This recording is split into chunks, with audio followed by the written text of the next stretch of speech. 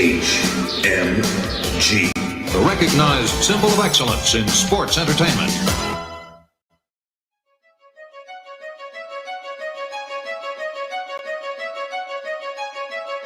HMG.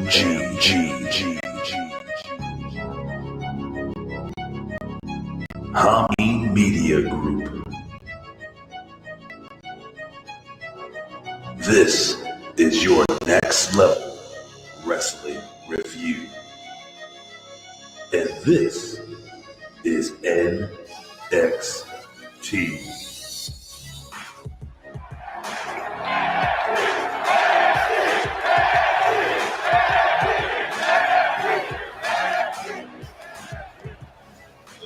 Ladies and gentlemen, good morning, good evening, good afternoon, good night, good day, mate. You see what I did there? Do you see what I did there, ladies and gentlemen? Holy shit. Ladies and gentlemen, if you don't know who I am the report of the people, man with a plan. Big Ray here to stay to talk some motherfucking Lucha Libre today. Oh, man, I'm fucking excited. What a good fucking day it is today. I feel good. I'm relatively well-rested. Oh, my God. I slapped the taste out of a fucking homeless guy's mouth last night on the train. It was fantastic. Smacked the crack pipe right out of his fucking grill. Just like fucking Will Smith, my hero. God damn it. Get to the introducing part. Ladies and gentlemen, he is the 6-time Russian National Slap Fight Champion, the Vet. He's a Rip Rogers guy. The Vet. Vet. Rip Rogers guy. Ladies and gentlemen, he is the one. He is the motherfucking only. He is the granddaddy of them all when it comes to, doing all the fucking podcasts we basically have here. And he should be your newcomer of the year. He should be your talent of the year. Forget that Stevie Richards guy or Stevie Richard singular. Forget about him. I'm talking about the Vet. Oh, and by the way, he's a Rip Rogers guy. Jamie the Vet Williams, what's going on? Good morning, Ray. I should definitely win on a technicality because Stevie Richard is nobody. You know, they left Stevie Richards off the ballot, and therefore I should take Pro of the Year. But that's the only way that I should take Pro of the Year. Fucking disgusting. Can you believe that he did that? Richard Bronson victory. How he fucked over the legend that is Stevie Richards. Well, I bet we have a treat here. Oh yes, ladies and gentlemen, this guy is coming all the way from this place that doesn't even exist. Place in the future. I'm giving you a fucking proper intro, my friend. My apologies. That's fine. Did you hear that fucking silky Australian voice? It's fucking sexy. I finished 3 times right now. But ladies and gentlemen, he is the host of the MWA podcast. He is your host of Wrestling with Tragedy. What's your co-host name, by the way? Angel Medina and John Paz from the Two Man Power Trip. Yes, John Paz from the Two Man. Ladies and gentlemen, I do this every single time we have a brother from down under come on, because I don't know anything else other than this song. All gathered round and he says, "Watch me wallabies feed, mate. Watch me wallabies feed." Ladies and gentlemen, they're a dangerous breed, mate. So watch me wallabies feed. Coming down the aisle, weighing in at 217 pounds, from Sydney, Australia. Piers Austin. G'day. Damn. How do you feel about that, Piers? How do you feel about that music right there? You know what? It takes me back, man. That takes me back to the 80s, man, hearing that song. So it's all good. It's all love, man. Thank you very much for having me. It's a pleasure to be here. And, man, thank you for that amazing intro. Damn, man. So I gotta put over the shit that you guys do Oh, wow. That sounded like me getting up in the morning. I got to put over the shit that you guys do, all the awesome interviews, the great content, the fact that, I told Vet, Vet's very, I'm not going to I'm putting Vet on the spot. Vet's very, we're very regimented here, so we don't just throw people on. I always run it by the Vet. You know what I'm saying? I have to not even a problem. I said, Vet, this guy wants Piers? Fuck yeah. Actually, the Vet, is that what you said? Fuck yeah. Is that what you said to me? No, I just said sure. Oh. But I guess you could read it as, that's the thing about text messages. You read them how you want to read them. That's why Ray gets so sad every time I send him a text because he thinks I'm mad at him. But whatever.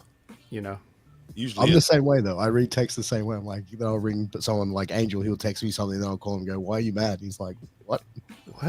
Oh, so Pierce is I, and your co-host over there is the Vet. Is that what that is? Kind of, yeah. Sounds like it. I'll take that. That's if I text Ray back at all. Check this out. Watch this, Pierce. So, Vet, how was your week? Good. That's all I fucking get, bro. That's all I get. Pierce, how was your week? Apparently, for the people that don't know, Pierce Austin is on lockdown in Sydney, Australia. Oh, by the way, I didn't put over the fact that his favorite wrestler was the one and only. Who is it? Come on. You're gonna say Outback Jack, aren't you? I was gonna say Grayson Waller. Well, I'm just going with history here. I mean, just like my favorite wrestler is probably Pedro Morales. Anyone? No. Hey man, Grayson Waller's doing some great shit at the moment, man. He's representing Australia well. Oh fuck, that I think we have a live one here. That's what. Okay. Well, I'm glad you said that, Pierce, because I wanted to ask. I was going to save it for later when he popped up, but I mean, first of all, NXT is riddled with Australians, right? Riddled. Yep. So I have a question because I don't always get to talk to people from Australia or whatever the relevant country would be for a question like this, but we'll use Australia here. So you see guys from your country doing things like this. Do you feel a pride like, hey, those are my hometown guys, or is it just like you just want to see the best talent available?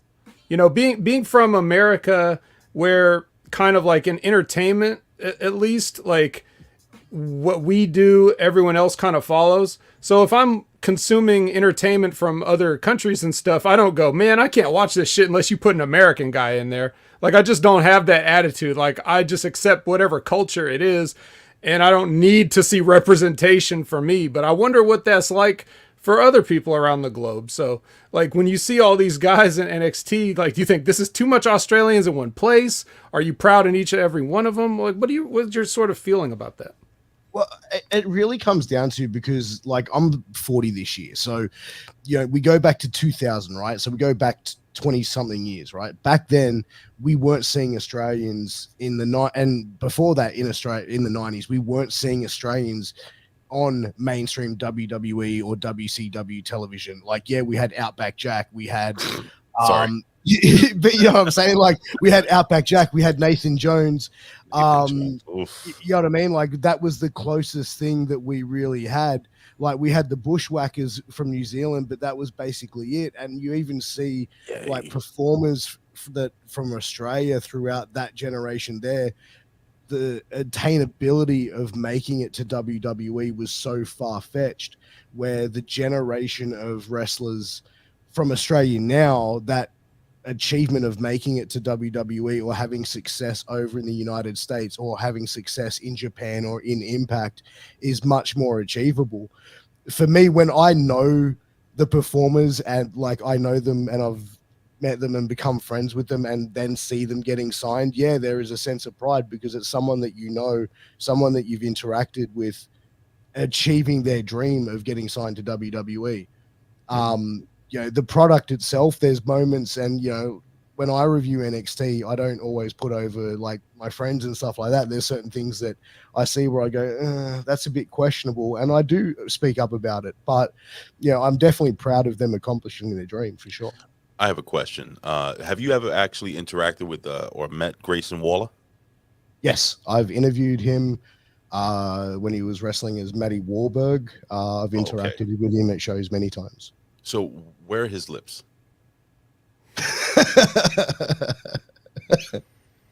He doesn't have any, I don't think. He ain't got no lips. I told the vet when I remember vet when Grayson first started, and I was like, there's something about this kid that I like. I thought the kid had some star quality, but we buried him repeatedly for several weeks. Stop it, you fucking liar, dude! I fucking like Grayson Waller. That's not true. We didn't even call him by his name until for like a month and a half. We were calling him the boxing kid. He didn't even deserve us to say his gimmick name at first. When he turned heel, that was the best thing he ever did. It fit really well for him. Even Ben put him over a couple of times. And Ben doesn't put anyone over from Australia. I don't know what's going on. He doesn't believe in Australia. It does. Where you live really exists, right, bro? Yeah, as far as I know, unless it's in a different universe altogether. But listen, Piers, this is very important. We do this shit. We do this every week. And, much like our WWE Universal Champion, who you must acknowledge every single fucking time, we acknowledge the people here in the chat. This is why I get up in the morning. Piers, this is why you are here smiling, looking ever so handsome. This is why the vet is here with his teachable moments sweater on this week. Good job, by the way. Vet, who's in the chat, my friend? Well, it's a rowdy bunch, but we've got Canada Spaceman, of course, Hall of Famer. Vote for him. Aaron Ben Shlomo somehow missed the ballot. Crying shame. Frank's Pickle Barrel Ass, was he on the ballot? I don't remember. Homeboy 88, don't remember seeing him on the ballot either. Could have been. Kibbles and Bits, was he on the ballot? Maybe. Cujo 62 was on the ballot. And Lawrence Weaver. So we got a nice group, but I saw some people here earlier that's not here now. Like I saw Elizabeth earlier, and I think Elizabeth is here. Matt Shaffer Gage is here. Yeah, he's on the Twitch holding it down. So but yeah, that's who Google is telling me we have here in the chat right now. Yeah, I feel like we have a lot. Oh, you know who we have? Oh, we also had Sir Jam pop in just to tell us that he wouldn't be able to watch us live, but he'll catch us on the replay. So we also have Dan Heffron, the mighty Bobo, and of course our friend Javi Uchiha. And RBV popped in for a moment too. RBV. Yo, dude, I have you know what? Fuck this shit. Hold on 1 second. Let me set this up really quick, gentlemen. You have some breaking news, ladies and gentlemen. And with this report, the very well hung Big Ray Hernandez. Ray, take it away. Thank you, handsome. Apparently tonight, live at 10:30 Eastern Standard Time, ladies and gentlemen, on the Ridiculously Random podcast,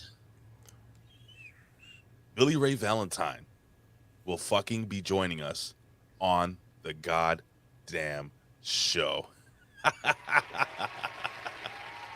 Fuck yeah. Thank you. What did you promise him? Put your tits away, lady. Thank you. Anyway. All right. So listen, guys, we have a fucking shit ton of shit to go over real quick, man. I know, Pierce, that you cover NXT 2.0 over on your end. Really quickly, I usually save this for the end, but I would love you to put over some of your shit right now, man. Just tell us where we can listen to some of your podcasts, the people that you've interviewed, so on and so forth. Your boy Paz, I messaged Paz and I said, Paz, I would love to get on your show one day. And Paz just sent me a middle finger emoji. So I'm guessing he's telling me I'm number one. I'm kidding. Never did that. Please put yourself over, man. I would appreciate that. Thanks, man. Well, yeah, like I host the show Shooting the Shit Uncensored, where I interview people from the world of professional wrestling, not just wrestlers, but people that are producers, directors, managers, promoters. And it's not really an interview show. It's more conversational. So I have people on and we just have conversations about the business, about their lives and experiences. Also Wrestling with Tragedy over on the Russo's brand with myself, John Poz, and Angel Medina, and also the MWA Podcast Network, where I produce Killing the Business with Angel and King Mega, and also Nights at the Gimmick Table as well that I produce over there. So that's a lot of stuff that he's I mean, should we put him up for producer of the year as well, or Yes. talent of the year? Certainly. Oh, that's too kind. Was not that kind. I was just No. paying lip service, but Yeah. Oh, fair enough. sure, Oh, sure thank they're you. all sure they're all fine programs. Hey guys, just really quickly, you like this background? Not as much as you probably do. I like it a lot. Ladies and gentlemen, it is time for the 1, the 2, the 3 count. This is the 3 count with today's biggest stories in pro wrestling, world news, pop culture, sports, and more. And now, back to Big Ray and the Vet.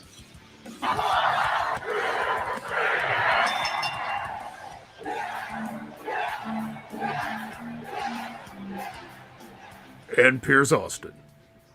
What's that? Huh? Say it again. Sorry, I didn't. You That's didn't okay. catch that. What were you All right. saying? 3 I count. knew. Number 1. Yes. Ladies and gentlemen, apparently WWE, so we have a bunch of news stories here, so I'm going to go around table. We're going to make this quick. We're going to do this fast. WWE to begin airing prime events, live events at your local Dave and Buster's. Holy shit. It says WWE and Joe Hand Promotions announced a new partnership today, which will see all WWE Prime live events. That's what they call them, pay-per-views, by the way, ladies and gentlemen, to air nationwide at Dave and Buster's locations. I'm gonna go really quickly down to Piers. Piers, do you have any Dave and Buster's down under? No, I never heard of it. All right, Vet, could you explain to this gentleman what a Dave and Buster's is? Let's see. How do I explain this? Do you know what Chuck E. Cheese is? Roughly, yeah, yeah. Okay, it's like that, but for adults. Okay. Imagine a bunch of games that kids would be too bored to play, but they serve like food and alcohol there. Oh, that sounds pretty dope. Yeah, and they have like a lot of redemption games. You go up to the counter, they trade in your tickets for a stuffed animal or an Xbox or some shit like that. An And Xbox? I've What? yes. Fuck! I gotta go to Dave and Buster's. Get me a fucking. I PS4. knew people that worked there that gimmicked it and would just like steal rolls of tickets and redeem, get Xboxes. Anyway, so yeah, I guess they've been known to probably do sports on certain nights and stuff there. Not that I ever go there because it's not my thing. But yeah, so this will be cool. It'll be like another group, another demographic of people that can ignore the WWE programming. I think it's kind of cool. When I was a kid, and I say kid, I'm talking about my 20s. Some of the best times watching WWE Raw was going to the WWE World or the WWF World in Times Square, the restaurant. And I liked it, man. I thought it was a lot of fun. I enjoyed eating shitty wings and drinking tons of beer. And I told the Vet when I was young, I was actually having a sexual intercourse with the young lady who was the manager there. So I was able to get the great seats, Piers. It was fantastic, man. We had a lot of time. What do you think of WWE trying to kind of give opportunity to maybe people to, kind of gather together and hang out and, have that kind of party atmosphere, maybe like a World Cup type atmosphere or for you guys or for us, watching a baseball game or the NCAA finals? I think it's them trying to get more buzz and excitement around their product. Whereas, like, I think WWE's product, as far as it is at the moment, just doesn't have any excitement around it. And I think that it comes down to when I watch WWE, it just seems too clean, it seems too sterile, whereas like you watch wrestling from back when Raw was like late 90s, early 2000s, the grittiness of it, I think by having it in a place where it's like you can drink beer, have wings and have some like and watch wrestling, you bringing back a little bit of grittiness to it for people that like that feeling. Right. I agree. You like the idea there, Vet? Not really. Okay. I think yeah, I would love to see the faces of the people in that place when some of the shit comes on that they pass off as entertainment. You know what I mean? Like watch them do the God, what is the? I can't even think of like a good, because the stuff just filters right out of my brain. I can't even think of like a good example of some terrible program that they had. But like the stuff with like Randy Orton and Riddle comes. Well, actually, all the dude bros that go to Dave and Buster's, they might think that shit's really funny. So maybe that's a bad example. I don't know. But I'd love to see live reactions of certain, pay-per-views. Are they going to play the weekly shows too, Mondays or Fridays? They're saying just the premium events. So I'm assuming, pay-per-views, WrestleManias, that type of thing. I mean, I think for that atmosphere, it works. Vet. What's the demographic usually for a Dave and Buster's? Is it usually that sort of college guy age, just sort of sinking beers? Yeah, you get that, and then you get the guy my age, 46, who's his wife left him because he plays too much Xbox Series S at home, not paying attention to her. Stopped squeezing her breast many years ago. Not even an X, but an S. An S, not even the X, because nobody can get an X. But listen, guys, I got some fucking great news. Oh yeah. Ladies and gentlemen, you guys want Cody Rhodes. It ain't gonna be no fucking Cody Rhodes for Seth Rollins. It's gonna be Shane McMahon. God damn it. Nah, I don't know that for sure. It's all hearsay. But according to the PW Insider, WWE is bringing back Shane O'Mac, and he will be in Texas for WrestleMania 38 this weekend. What the fuck? Piers, why? I think he'll just be backstage. I don't think he'll have any major prominent role after he just got released, 3-4 months ago. You sure? It'd be kind of, he's Shane McMahon. He's a McMahon, so they'll do whatever you know what I mean? Like whatever it'll be, but I don't really see it being any big type of role. Okay. Well, what do you think there, veteran? Well, first of all, I just want to say released. You don't release Shane McMahon, but whatever happened. Yeah, I mean, what does he need to be there for, if not something? It could. I wouldn't be too surprised if he actually is the mystery opponent. That would fucking suck. Would if it? I may say, cock. He's gonna jump off something though, if that's the case. So we're gonna get that at least, right? You guys not tired of seeing him jump off shit? I'm just saying. Of course I am. Pearson, be honest. So you're saying like you can't release Shane McMahon, right? So are you saying like they didn't fuck him off, or are you saying he left on his own accord? I think well it's because you can't he's not in a position to be released like some other regular talent, I guess is all I'm saying. So whatever they said they needed him for, I mean that was the report, right? That they had plans for him maybe working up to something, and then they maybe decided they didn't want to do those plans. Who knows if that's even true? We can't believe anything we hear when it comes to that kind of stuff. So hey guys, I like this real quick. Could you imagine, right? So you see Seth Rollins in the ring. Think about this WrestleMania, okay? Seth Rollins is in the ring, and then his opponent is being announced, and Shane O'Mac's music plays. He comes out, does a fucking gimmick where he's, like a terrible boxer. He does the Grayson Waller gimmick, Anyway, and then he announces his guy, and this is great, Kibbles and Bits, Cody, with Shane as a manager trying to start some kind of crappy invasion angle. Gentlemen? What's invading?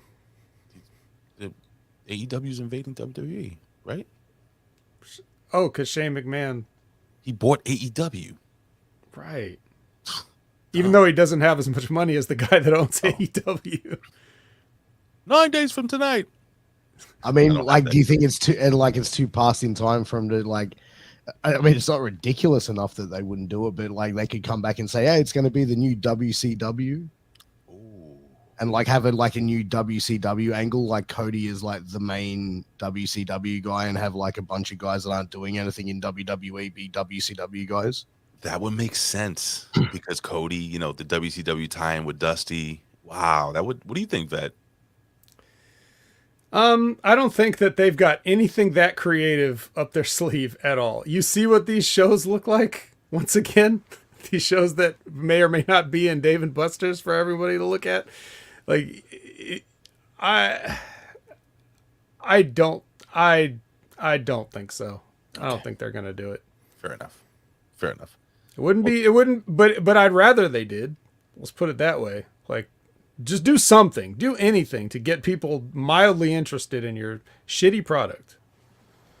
Well, I think if they did like a WCW little invasion thing, it's like they could make a ton of money off the WCW merch. You'll get a bunch of like fans that haven't watched wrestling in the last 15 to 20 years go, oh, fuck, WCW's back. What's going on?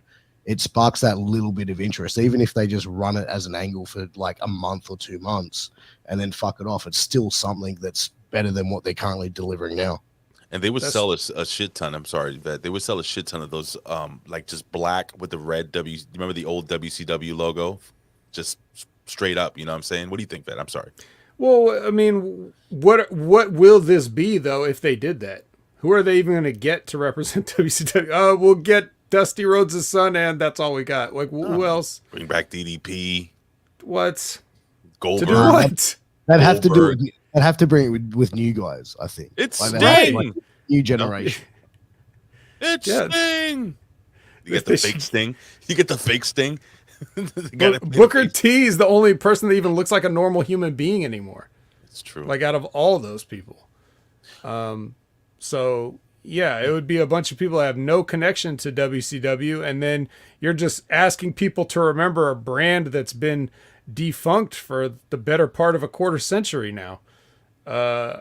I think they'll make just as much merch selling WCW off of their website the way they are now, rather than put money towards a new venture and spend that money and not just make the t-shirt money that they're making. They're going to sell NWO shirts. They're going to sell, whatever shirts, that they've got, either stockpiled up that they didn't sell already, or they can make new designs of old, wrestlers and logos and stuff like that. And the cost of producing a t-shirt, it's much less than trying to like rebrand and sell it and distribute it and do all that kind of stuff. They're not going to go to that length, especially for something that they spent all their effort trying to undermine, belittle, stamp out of existence, embarrass.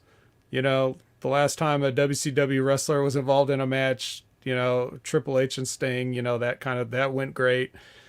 So that's what they think of WCW, and I certainly don't think they're going to be resurrecting it anytime soon. Well,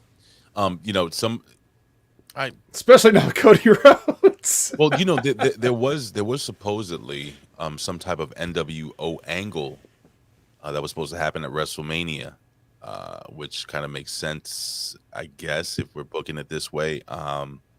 Fortunately, the unfortunate passing of the one great Scott Hall. You ever had any opportunity, Piers, to interact with Mr. Scott Hall? No, never, man. He's one I always wanted to sit down and have a chat to, man. I've always loved his work, and just as a performer. And we actually covered him on Wrestling with Tragedy the past 2 weeks.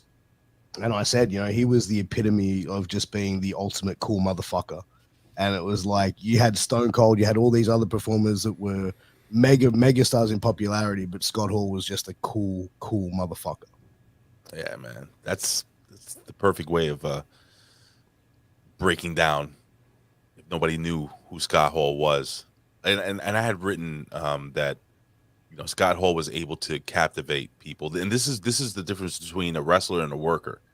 He, hey yo. Had the whole crowd in the palm of his hands, millions of people watching on TV. It's incredible. But speaking of incredible, I cannot wait for this, ladies and gentlemen. Let me just kick this up.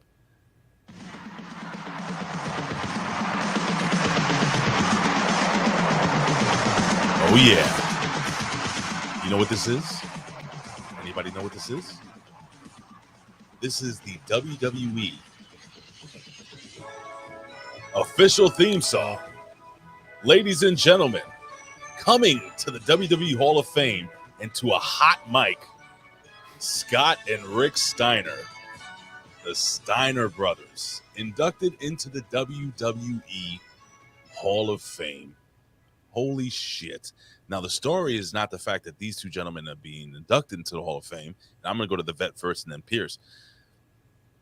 Fact that they're going to be on a live mic, a hot mic, as we would say, with the big booty daddy. You do it better than me, Vet. But are you looking forward to seeing Scott Steiner just shoot on that mic, brother? I guess I hadn't even really thought about it until now, but there goes my background. I'm sure that this is going to absolutely disappoint everybody. You think so? It's probably going to be more than a little sad and a little embarrassing. Oh shit! So Why? I wouldn't be surprised if they script out a speech for these guys. Like, this is all part of it. Like, okay, look, if you want the kid to win against Dolph Ziggler, you read this just like we wrote it. But what do you think? No. What do you think of your thoughts, Vet? And again, we'll go to Piers after that. On the Steiner Brothers finally are these guys deserve it of the virtual Hall of Fame?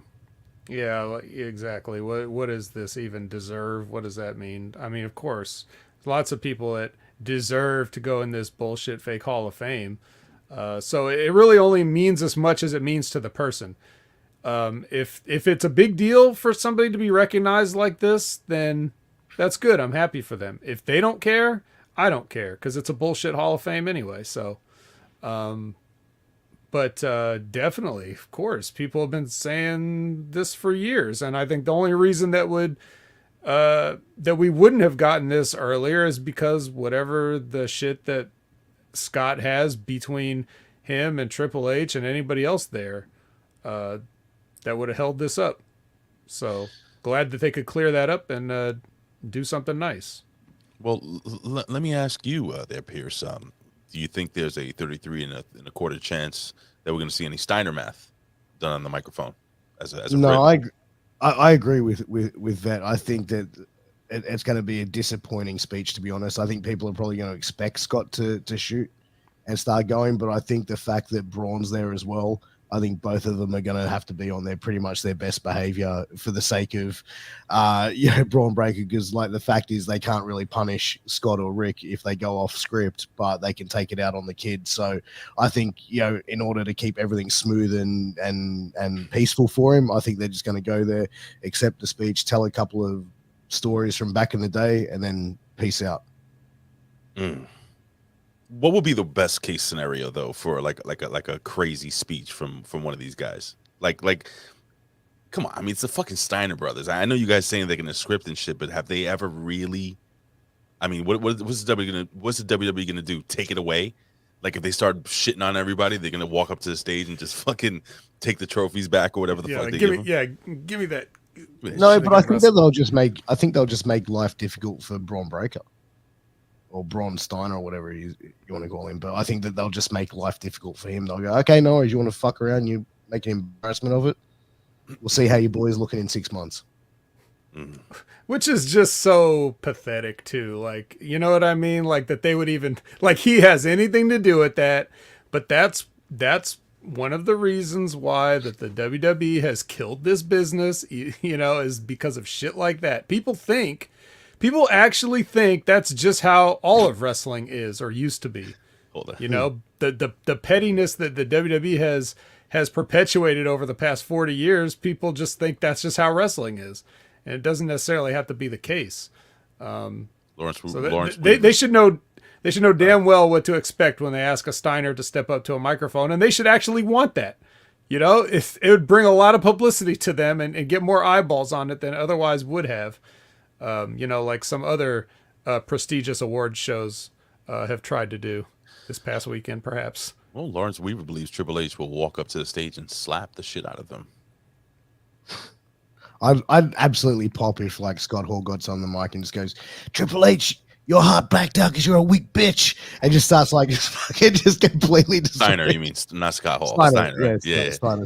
My fault. Well, check this out. Speaking of people that won't be at the Hall of Fame, I'm not making a joke of the dead, but apparently, I got to tell you, man, this woman is a fucking idiot. This is a quote from the one and only Nikki Bella. And I'm like so excited that WWE Universe will be welcoming in Vader to like the Hall of Fame. I always get excited for men of that like generation to come. It's amazing. Anyway, let me fast forward. She says she's basically looking forward to Big Van Vader's Hall of Fame speech. Piers, I didn't know that Nikki Bella was in touch with the other side. How is this going to go over? I mean, this is the biggest gimmick of them all. It's incredible. She's proven time and time again not to be the brightest spark in the matchbox, but in all like common sense, they couldn't have edited that out, that comment. Why would you? That's the money. That's the money shot, dude. That's what they pay Peter North for. That big old money shot at the end of the clip. You know who that is. Come on. I actually went and heard the comment, what her actual words were, what she said. Okay. And she I said, have it quoted here. Yeah, so I actually heard what she said. So she didn't say, I want to hear Vader's speech.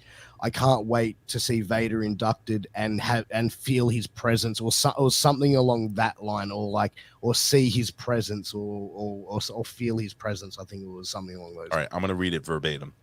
So I'm really excited for Vader to be inducted into the WWE Hall of Fame, and just to have his presence there and hear speeches.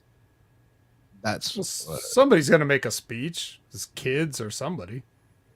Oh, what do you think, Vet? You think Vader pops in? You think it's all a work? I think you should leave Nikki Bella alone. She's an angel, Ray. You think so? Yes. A stupid angel, maybe. I'm gonna do the fucking Nikki Bella gimmick. I'm doing the wiggle. Oh, yeah. How awesome! Okay, you guys don't act like you didn't watch Total Divas. What? How funny was it to find out that Nikki was the smart one? Word, bro. Word up. I was you would think that like the hippie sort of like more earthy type would be, but no, Bree's a fucking bag of hammers basically up there. Fucking bag of hammers. You have hammers. The whole family's a bit fucking screw loose, isn't it? Well, you sure. think? Of course. Like I heard a story that, like, and I don't know how true this is, but I got told this by Angel, that apparently backstage, like when they were early in WWE, they saw like Bret Hart backstage and everyone was going up to Bret Hart and making a big deal out of it. Like Bret Hart going, "Oh, how are you?" Blah blah. So they thought he was like a producer or something like that. So they've gone up to him and said, if there's anything we can do for you, you're a high up, like something like that. And he's like, okay, go along with it. And he got a double Bella blowy. Wait, what? Hey. Apparently Bret Hart got the double Bella experience back in the early to mid 2000s. Wait, are you saying that Bret Hart got twin magic? Yeah, that's what I was told. I want twin magic. You hear the silence? Oh my God, Ray! I'm just saying. Dude.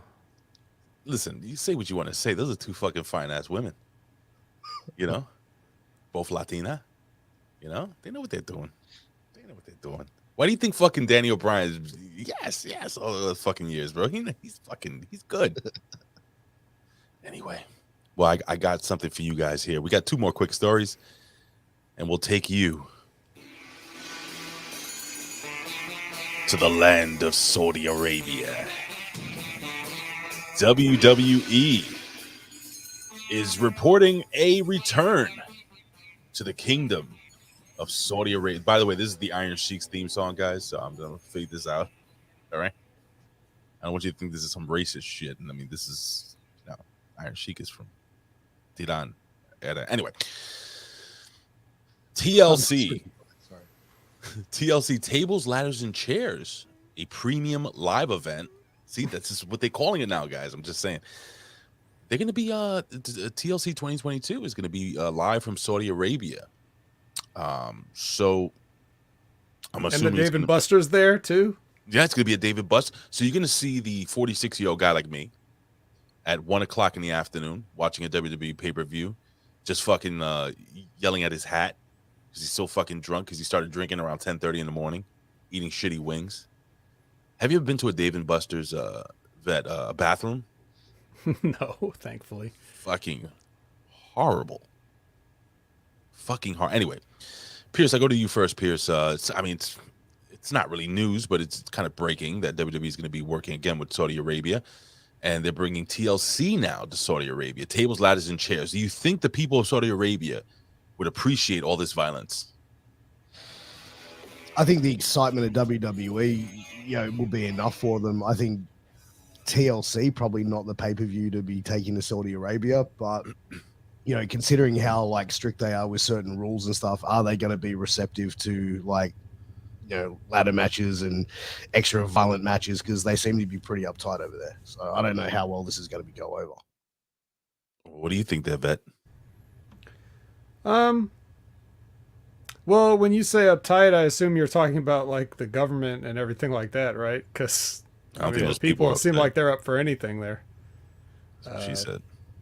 Yeah, they're up for a little twin magic over there, as long as they're fully covered. So, yeah, I mean, I who cares, right? Yeah, I know. What do you want us to say? What do you want us to There's say? nothing. There's nothing to say. They already had the elimination chamber there or whatever. Like, I mean, I guess that's kind of violent. Bobby Lashley got hurt. Well, Jinder. They pushed a pod into him. That's violent. This is a Jinder Mahal, not Jinder. This is a Jinder's brother. Jinder Mahal. He says WWE still means world. True. So I mean, this is why they do. Anyway, who cares? Who really cares? It's just news. But for the last news story of the day, ladies and gentlemen, we will go to this. Do you remember this song? Velveteen Dream. Apparently, Velveteen Dream, after beating case after case after case, says that he wants back in WWE NXT 2.0. Oh, Piers. Why don't we talk about? Let's talk about this one here. And then you had a reaction, so I'm just gonna let you roll with it. Go ahead, Piers. He might have been cleared for innocent for all of this, but I think once you're accused of something like grooming or fucking around with children, you've always going to have that stigma attached to your name. You think? And the reason, absolutely, but him being released is like the audience just couldn't get over it. They did not want him there. They did not want to, what I mean? Like the chants were there. The social media was hammering him. They had to release him. Bringing him back, I mean, has it calmed down enough that the audience would just accept him back onto television every single week? What do you think, Vet? Same thing. I mean, look, the pro wrestling world is fine without this guy, Patrick Clark. It's not, he didn't bring anything I thought amazing to the table. It seemed he was just a regular guy, and then I guess someone finally showed him like some Prince music videos, and he got a gimmick idea. Nothing major, no big loss. So you don't think this guy could have been something special in the wrestling world? Anybody? Nobody? No. Well, not any more special than anybody else. I mean, I never once saw anything that he was impressive for his age. Let's put it that way. He's a pretty young guy. So he was pretty far along in terms of the mechanics of things, but ultimately, I think until he actually started ripping Prince off, no one was going to care about him. And even then, it's just a Prince ripoff. So, okay. As a big Prince fan, it's not that over with me. What do you think, Pierce? Do you guys, who is, I'm just curious. I've never asked Jimmy this. Who is the biggest pop star down under, like of all time? Like who's the guy or girl in Australia? Everybody's just in Australia, yeah, like in the continent of Australia. Who is fucking like Elvis Presley is number one, let's say, in the United States of all time. Like who is the main person of all time? Probably like either John Farnham, Jimmy Barnes, In Excess. In Excess is over. In Excess is well over. I like fucking In Excess. Anyway. Yeah. Anyway. No, great. Well, we got all that shit out of the way. Ladies and gentlemen, it is... What a fucking shit news story. Ladies and gentlemen, it is time for NXT 2.0.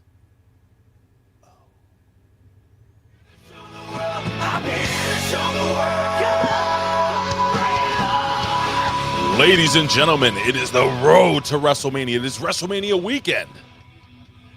Ladies and gentlemen, this is the go-home show for Stand and Deliver. WrestleMania weekend. Did I say WrestleMania weekend? WrestleMania weekend, ladies and gentlemen. WrestleMania. The biggest stage. The showcase of the immortals. The granddaddy of them all. And any other names they give this shit, guys? All right, fine. All right, guys. So we start the show off with Imperium. You gotta respect. What is it? What's the gimmick there, Vet? What? What's the Imperium? Respect the mat or some shit? Oh yeah, the ring is the mat is sacred. Sacred, yeah, that thing. Yeah. Colin puts that over. Colin jumped in, by the way. He's here. Nobody cares. And Imperium quickly getting attacked. That shocked me. I didn't expect that one. I thought we were gonna have the whole walk-in. What'd you think of that, Bet? The old babyface heat. You know, that's what we like to start off with. Babyface heat. It did look cool the way they're all standing there, and all of a sudden Walter just lurches forward. So nice visual, but a little psychologically wrong. Whatever. LA Knight's an anti-hero. What do you think, Piers? I thought it didn't make much sense. I mean, you've got the heels coming out getting jumped. Why wouldn't you have it the reverse? Have the baby faces come out first, have the heels jump them, have get a bit of extra heat going into Stand and Deliver as well. Just didn't make sense, like why the baby faces would jump the heels to start the match. It's not a baby face thing to do. And if anything, it just made him look weak at the start of the match. Well, we do have Imperium. They go over. We get the big lariat from Fabian Eichner on Nash Carter. Speaking of Nash Carter, there was a story I was going to break, but I got to get some more information on that regarding his relationship, apparently, with his what's the young lady from TNA, from Impact Wrestling, that they're together, Kimberly. Oh really? I didn't know that. But you didn't know they were together? Social media. Bro, Yeah. you think I spend 1 second worrying about wrestling outside of watching what's strictly on television? Well, I mean, you are wearing a Chase U shirt. Mm-hmm. Where's your Hook shirt? That's by the for way? That's for this shit. It's over there. Still a Hook fan? Of course. Stop! Come on, seriously. Does he even wrestle? Is he on TV, guys? I don't. Yeah, he wrestles every 3 weeks or so. I saw Danhausen. He's on TV. Very nice, medieval. Yeah, they're fucking that up bad. What do you How think, how do you sign Danhausen and he doesn't say one word on TV? That's all he can do. Let the man talk. But I've never this seen is not Danhausen match. You never seen You a never have? Danhausen match? Never seen a Danhausen match. It's pretty good. He's actually a lot bigger than I thought he would be. Like when he removes all because he stands all kind of hunched over and shit, takes the shit off, and the kid's in good shape. He's a decent sized kid, and he can. I think he's pretty good in the ring. Have you seen the Danhausen match there, Vet? I've seen him work once or twice in Ring of Honor. He just had a regular match. Yeah, so. he's fine. But that's the thing. Like, he's not doing that. He basically comes out like Mr. Burns with the best friends and stands around and points at people, and that's it. That's all he's done. It's a complete waste.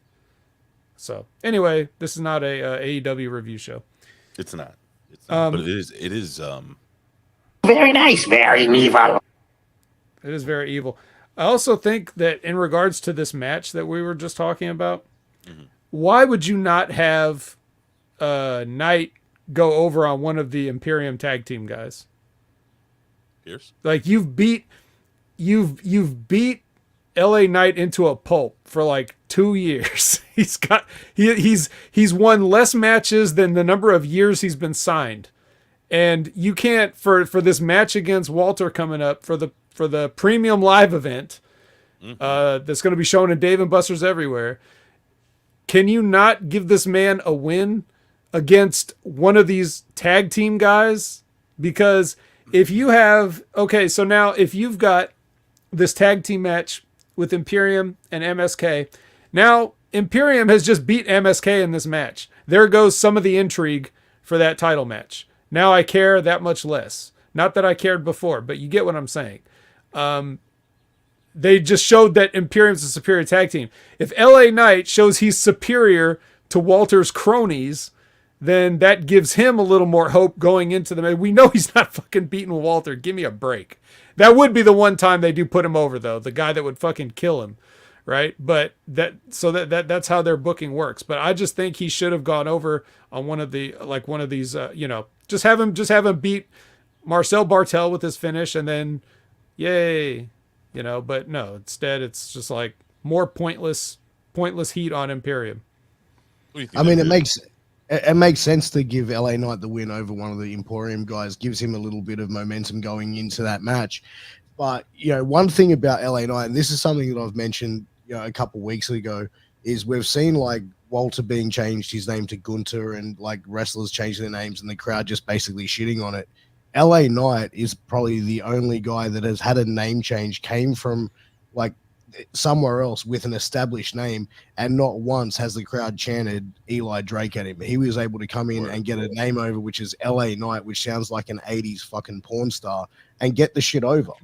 Walter isn't able to get Gunter over, and that's what he's facing every time he goes out there. Solo Sikoa going out there and the crowd chanting Uso at him, it's the same shit. Like, they're not able to get their characters over, where LA Knight is able to do that. But I look at LA Knight like kind of like EC3.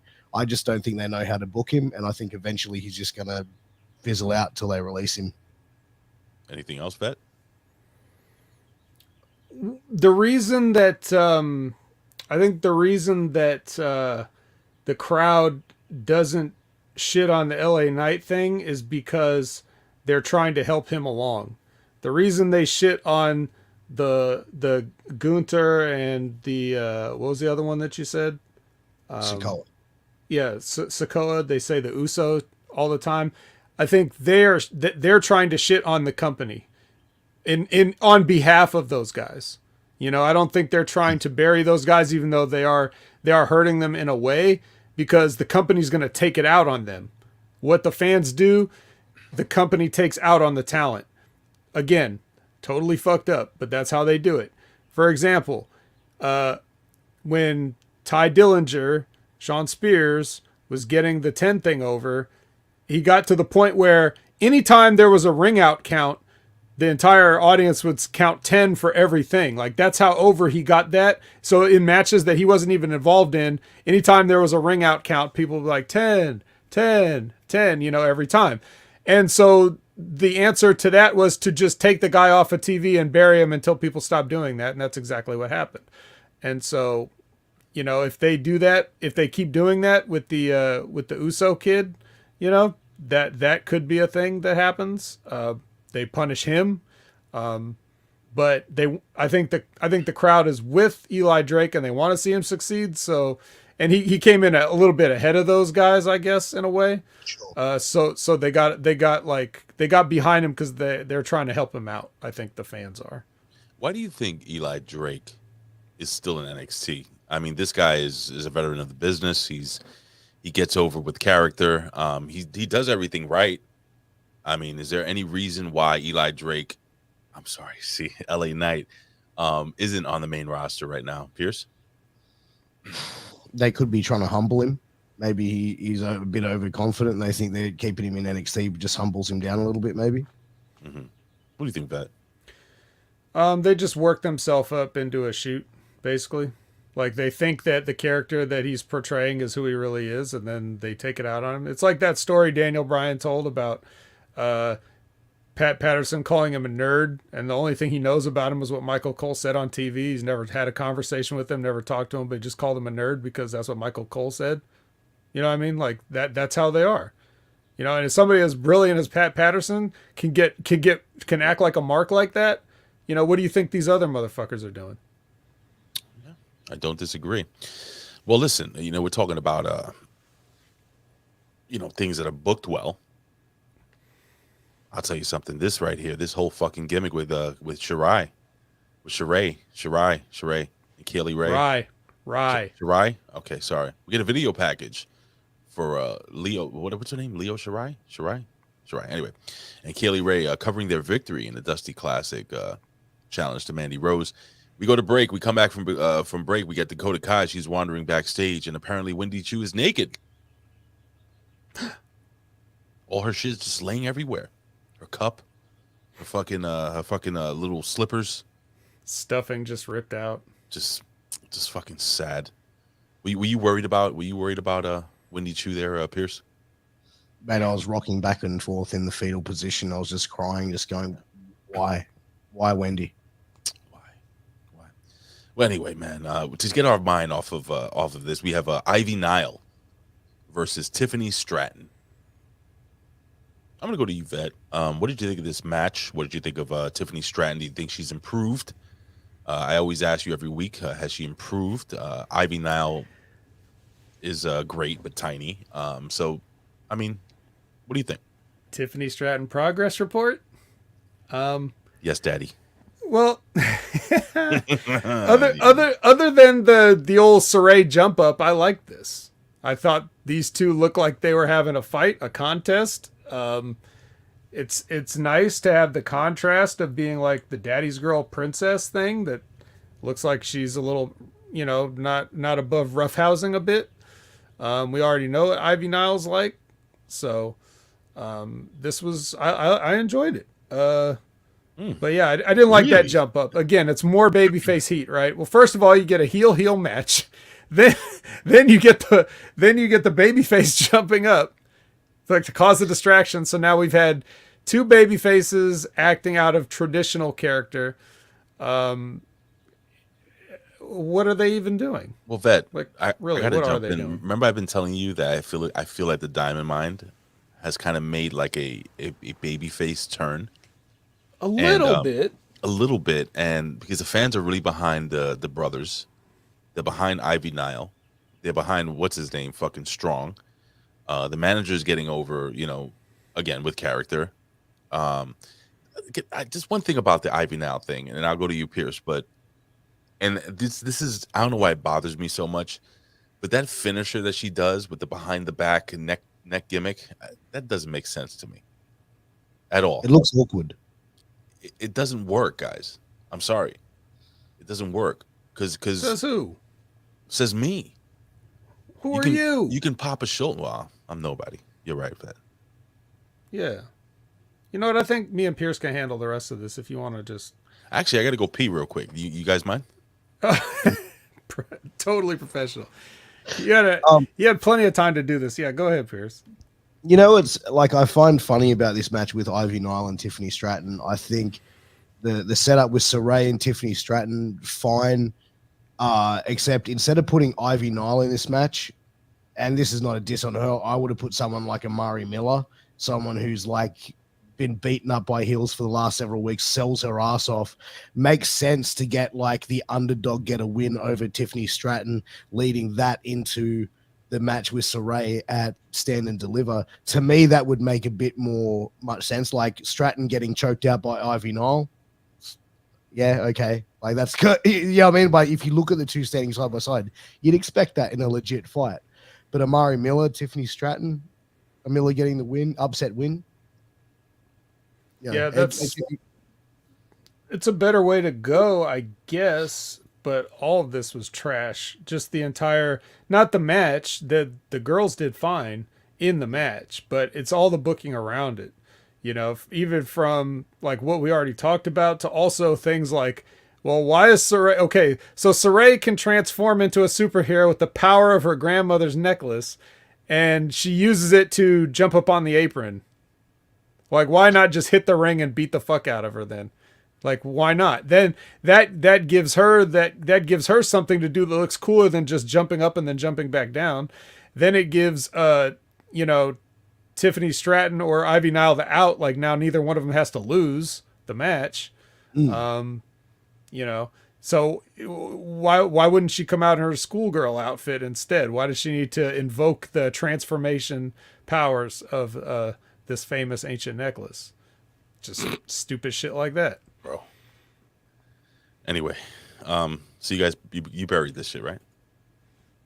Oh yeah. Well, we just said what we had said before. The match was fine, but everything around the match kind of sucked.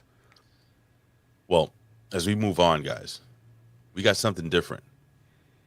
Something a little different. We got Tommaso Ciampa. He cuts a promo, but he doesn't fucking throw the chair. Piers, he just sets it down. There's something written on the chair. Did you see that? What is that? What is this? Like a tombstone? What's going on over here? It was like a date. The date that Tommaso Ciampa becomes all elite. It's the day he transitions. He's like, I'm coming back as Tammy Ciampa.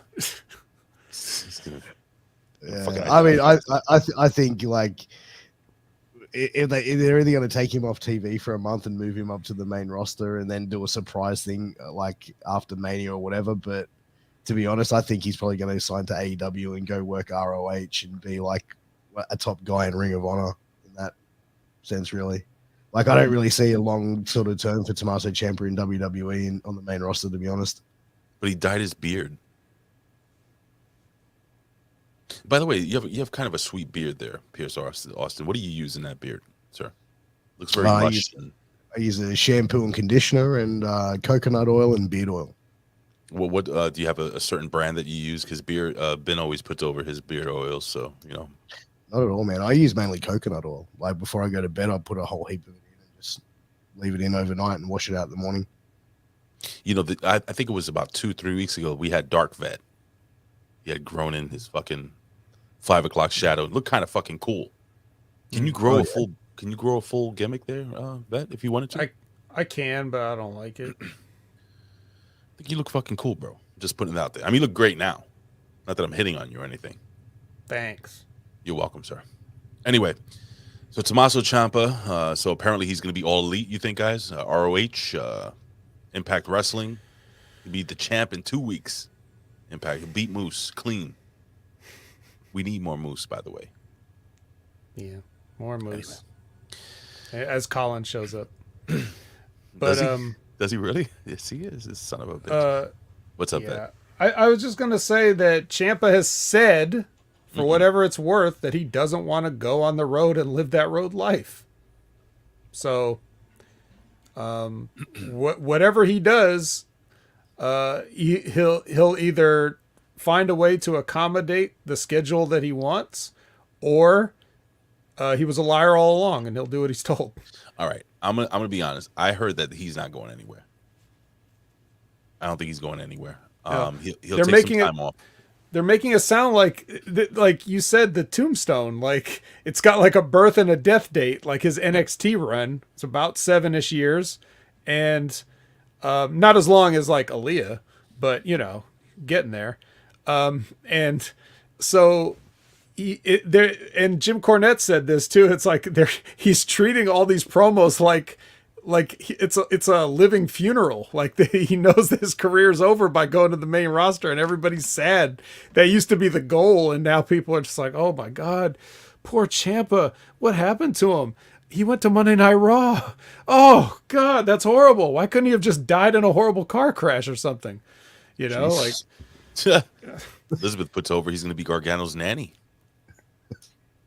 That makes sense. That'll be over. They could shoot vignettes with him fucking, you know, getting frustrated by the baby, throwing shitty diapers across the room, you know, getting shit on his hands. Piers, you got kids? 3 of them. Bro, what is the worst? And I know we're off air, but I mean, off air, we're off topic here, but I remember one time, man, it was 3 o'clock in the morning. Tell me if this ever happened to you, Piers, talking about babies and shit. And you're awoken by the smell of shit. And my son, I looked at him and he looked normal. When I picked him up, he had shit from his back all the way up to the top of his fucking hair. He fucking exploded. His diaper exploded. Anything ever happened to you like that? Or like when you were in college, to yourself? Not to myself, but like I had my son, my eldest, when he was like 4, like 3.5, 4. He came in the middle of the night over to my side of the bed, woke me up. He's like, "Daddy, I feel sick." I was like, "Okay, where do you feel sick?" And just vomited. I hadn't even sat up, and it was just covered, the whole face, beard. He did the great Muda. He did the great Muda gimmick. I pretty much just like do a chop to my wife to wake her up. She wakes up, turns the light on, starts pissing herself laughing. That's great. The kid starts crying. She quickly sorts him out, and I'm sitting there covered in puke, going, "What the fuck?" The kid's just staring at you, fucking with a great mood of fucking face paint on. Great. Kids suck. Little cunts. Anyway. You know who else sucks? Dolph Ziggler. Yes, he's a fucking. How about that for a transition? Where's Mike Martin at? I'm going to bury Dolph Ziggler now. Is he a fucking Dorsa? Dorsa. I don't know. That's what fucking Jimmy told me. It's a fucking slang. Maybe it's for where he's from. Like a jerk. Like a jerk off. A gronk? Gronk. He's a fucking gronk. He's a gronk. So, Vet, we do this every single week where you pick out the worst or most stupid thing he says on any of his promos. What do you got there? Well, sadly, actually, nothing really this week. What? Yeah, well, because this package was mostly not him. It was like about him. Whoa. And then the stuff that he was saying in the package was like, he didn't say anything stupid. I mean, now technically, right? Technically, just so you don't get totally thrown off your game here. Yeah, you're fucking me over here. He did say stupid stuff, but it was like old stuff he said that they played later on. So like they recycled some of the stupid stuff. He didn't say any new stupid stuff for this package.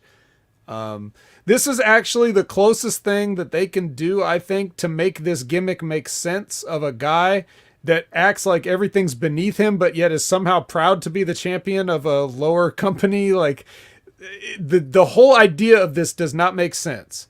And I don't think Dolph knows really what to do with it. So Vet like Dolph's package. I thought this was a decent package. Video package, well produced. If Dolph said anything that made him sound stupid, they edited it out, edited around it, cut it correctly.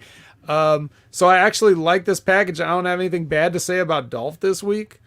So again, Mike Martin, this one's for you, buddy. This is my. Oh my God! What the fuck just happened? What do you mean? What happened? What are you blind? Jesus! That's my reaction to the Vet actually liking the Vets, the Dolph Ziggler's fucking package, video package. You gotta clear it with these fucking jamokes. It doesn't matter. They hear what they want to hear. Yeah, no shit, Sherlock. All right, so we're back from commercial. We get a Cora Jade video package. She's a fucking little doll. What do you think of the lovely Cora Jade there, Piers? You know what? When I first saw her on NXT TV, I was like, eh. But you know what? The more I see of her, like, I actually don't mind what she does and her work. And I don't mind the fact, like, on social media, like, did you see, like, a little while ago, the back and forth she had with Darby Allin? Mm-hmm. And, like, I just think, you know what? Like, she doesn't give a fuck. Like, she'll say what's on her mind. And I hope that that's the way that it is. But I think as a performer, like, she's young. She's got plenty of time to develop. But the skateboard shit and like making her look like a fucking teenager, like that sort of shit needs to sort of stop. Yeah, Vet. To refresh the people's memory, what happened was Darby Allin had got at her, and I'm not going to quote, but I'm going to paraphrase. He basically said, "You know, you're not about that skating life, like it's a fucking gang member shit or something like that." And she basically shut him down, right, Piers? Yeah, he said something like, I'm not just some fake skater. I don't play a fake skater just on TV. I'm about this life." And she's like, "Oh, wow, I don't play a nice person just on TV with assault charges in real life." Like, she basically went like full fucking like Will Smith on his ass. Wow. Well, listen, for all you kids out there. Can you imagine the person small enough to get assaulted by Darby Allin? That would be Marco Stunt. That's the only person that could do it, right? Was that Darby Allin pushing his head onto that dildo? That picture of the have you seen that picture? No. You've never seen that picture? I don't think that was Darby Allin. I think that was somebody else. No, it was a fucking Marco Stunt. He was in some India. No, I know. I don't think Darby was pushing Marco's head onto it. That's a different. Oh, well, I got to send that picture to you, Piers. It's interesting. Is that from the promotion that Gigi Dolan put the tampon in the guy's mouth? Same promotion? Probably the same. Is that American DDT? Is that what that promotion is? I believe so. It's quite disturbing, to say the least. But speaking of disturbing, we have Briggs and Jensen. They're in the ring versus Legado del Fantasma, Joaquin Wilde, and Raul Mendoza. And Piers, I'll go to you real quick, my friend. What'd you think of this match? We have Briggs and Jensen. They go over with the big old lariat gimmick, and we have some interference from the ladies. We have a cat fight. Oh my god, a cat fight! Yeah, what do you think of this match, man? I didn't think it was like overly too bad. I actually quite enjoy Legato's work. I think that their stuff is pretty entertaining for the most part. I think they could probably book them a little bit better. Like I think both guys are pretty decent in the ring. They are. You know, I think that they could be booked a little bit better, put more into that tag title picture because like the tag teams that they've got there at the moment, they're not really doing much with tag team wrestling. So like, why not have these guys step up into that sort of main event tag picture? Because I think they could probably have some good matches with like Imperium and also MSK.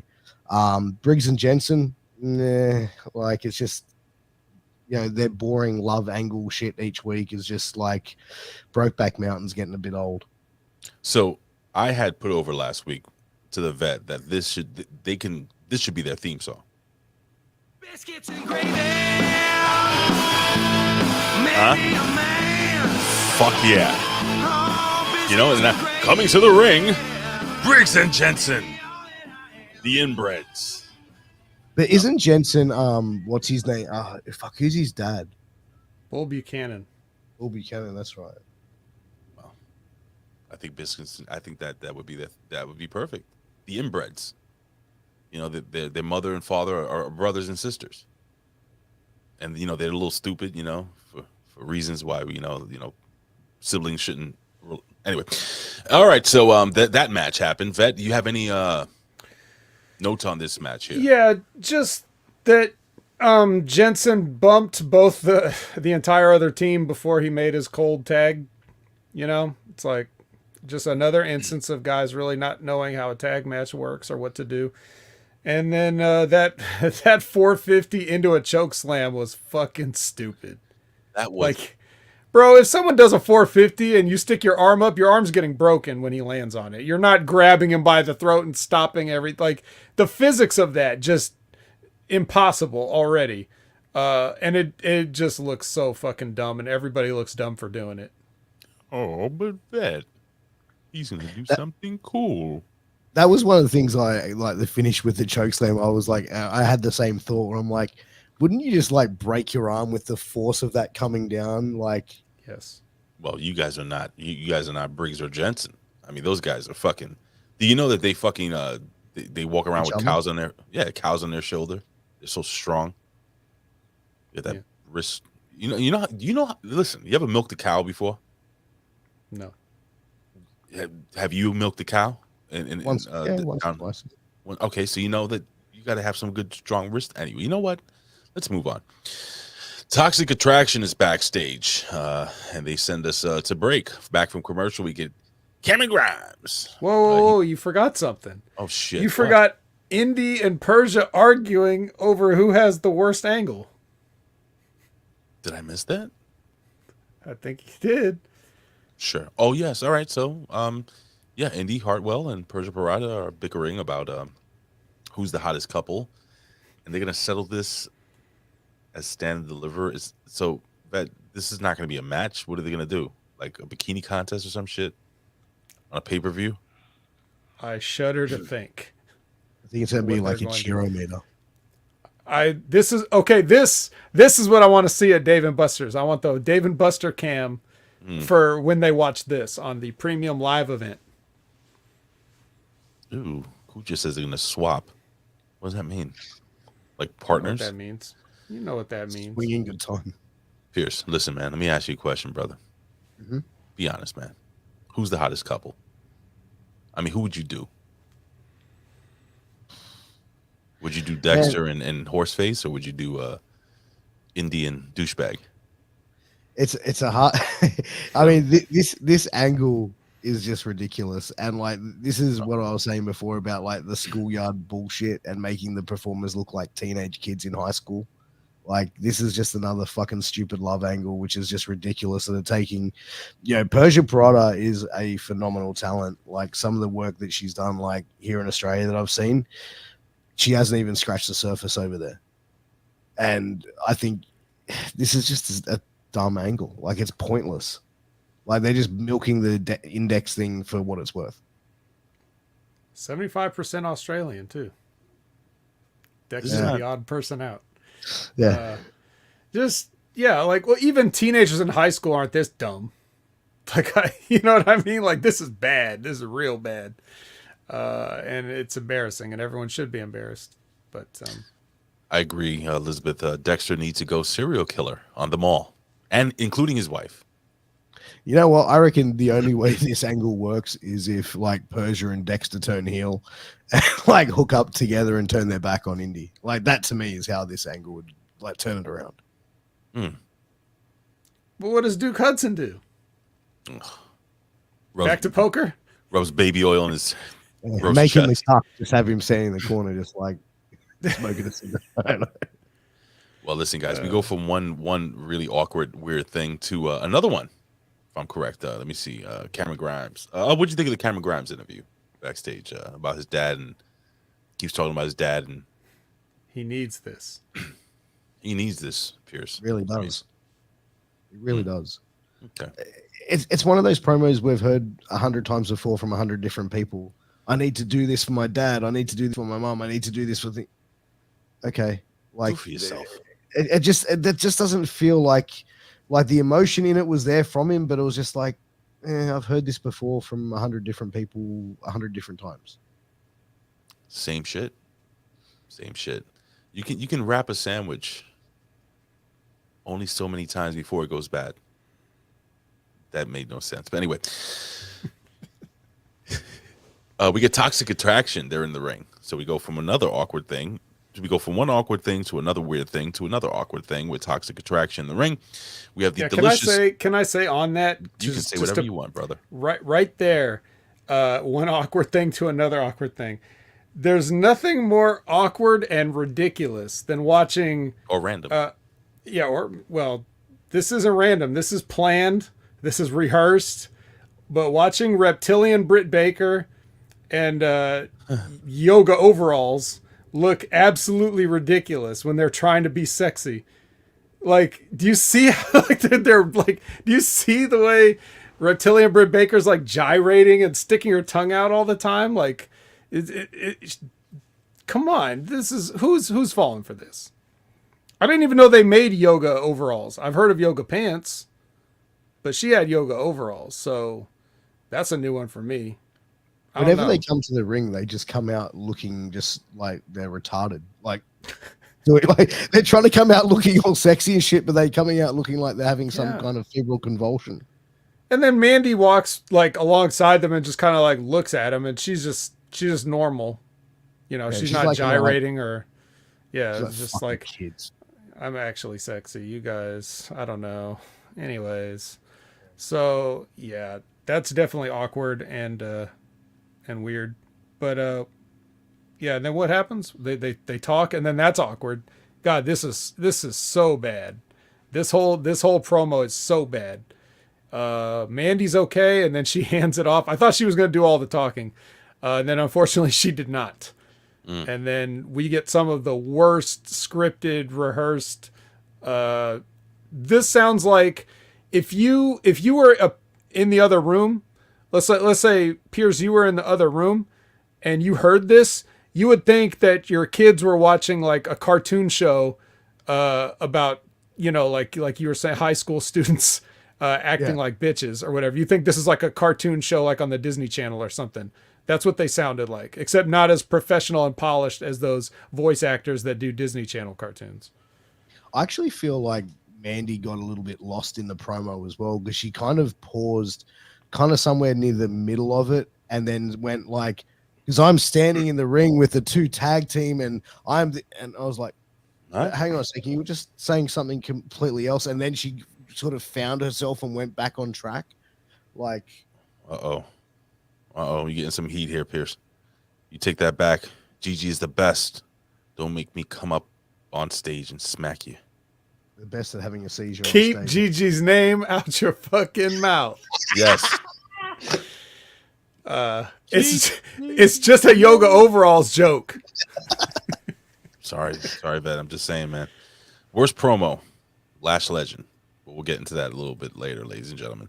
No. And don't forget, guys, head over to Twitter. No, Sir Jam, no. Head over to Twitter, search at Hami Media Group on Twitter, and vote for the Hammies. Vet, how many you up for? 3, right? 3 different. 3, yeah, sure. 3. And maybe if there's no write-ins, but Yeah, if you guys want to like tweet in your votes, just write me in for other things that I'm not up for, like producer. Yeah, we got a couple of people right now here in the chat that are up for, basically, the support they give us every single week. I mean, you see Elizabeth here almost on every single show. Frank's Pickleborough, Ask Canada Spaceman, Lawrence Weaver, Aaron Ben Shlomo, all these guys. You know who we're missing today? Sonic the Hedge Rat. Oh yeah, Sonic. He's probably working. It was off. I was a little off today. But you know what? And I don't blame him because he was left off the ballot and he should have been right up there with the rest of them. So I'm protesting the Lab Rat. Yeah, I'm protesting the absence of Sonic the Hedge Rat on the Hammy voting. I'm giving him an honorary Hammy no matter who wins. I think we should just give everybody a fucking Hammy. What do you think? What do you think there, Piers? Hammies for all, man. Tell Ben to fire up that 3D printer. Yeah, fuck that, man. How much does it cost to make a couple of hands, right? Anyway. Yeah. But again, ladies and gentlemen, do not vote for Colin. Whatever you do, don't vote for Colin. That's all I have to say. All right, so let me see. Back from Cameron Grimes. Blah, blah, blah. What else we got after this? Mandy Rose. We got the promo there. What did you think of the promo, Ray? Did you think it was as rotten as? It's fucking rotten, dude. It was terrible. Come on, man. These girls are just good to look at. And Gigi Dolan, I don't know, man. Like, I was trying to think of a funny name for her because I came up with Reptilian Britt Baker for JC, but now I want a name for Gigi. And I was trying to think of a way to say the guy from Beetlejuice with the shrunken head at the end, but that just doesn't really encapsulate it. She does look like some sort of Tim Burton character. She's like a giraffe. She's like a giraffe. What about Lil Sheamus? Lil Sheamus? Same. And I was also thinking 4 years ago Becky Lynch with that orange ass hair, but Lil Sheamus with a nice ass. Sheamus with a nice. Sheamus does have a nice ass though, so that's redundant. Right. Paige's cum belt. Paige's cum belt. The new cum belt. The TNT title. I don't know. Well, I'll have to work on that. Disgusting. Vet is giving handies, not handies, hammies. RBV. Anywho, all right. So Gigi Dolan, blah blah blah. All right. So yeah, it was the shits. I don't want to talk about it. We have let me see. Kai is upset. So wait, is this where Dakota Kai, when they all break up into a fight, they attack Dakota Kai, and then fucking Raquel Gonzalez comes out, and fuck all the history they had, ladies and gentlemen. Fuck the terrible battles. Fuck the fact that basically Dakota Kai is a psychopath and will turn on you on a dime. I guess these two ladies are the new GMs of NXT because they just put themselves in a tag team championship match. How does this happen, Pierce Austin? This is the same thing. My question is didn't Dakota Kai crack Raquel with a shovel or a bat less than 2 months ago, and now it's they're scissoring live on television, but that was what it was, the big jump up and they started hugging this big emotional moment. My wife was sitting there watching. She knows nothing about the business. She's like, "Oh, that's sweet," and I'm like, "No, that's fucking retarded. That makes no sense." That's the past year, everything you've built between these two, the new character you've built, or tried to get Dakota to build, which has just failed. You know what I mean? Where's your other friend too? That we started the show with you finding all the stuffing on the floor, and then it's oh, who cares about that? I got my original friend back. Yeah, exactly. Now Wendy Choo's is going to be written off TV and given another character.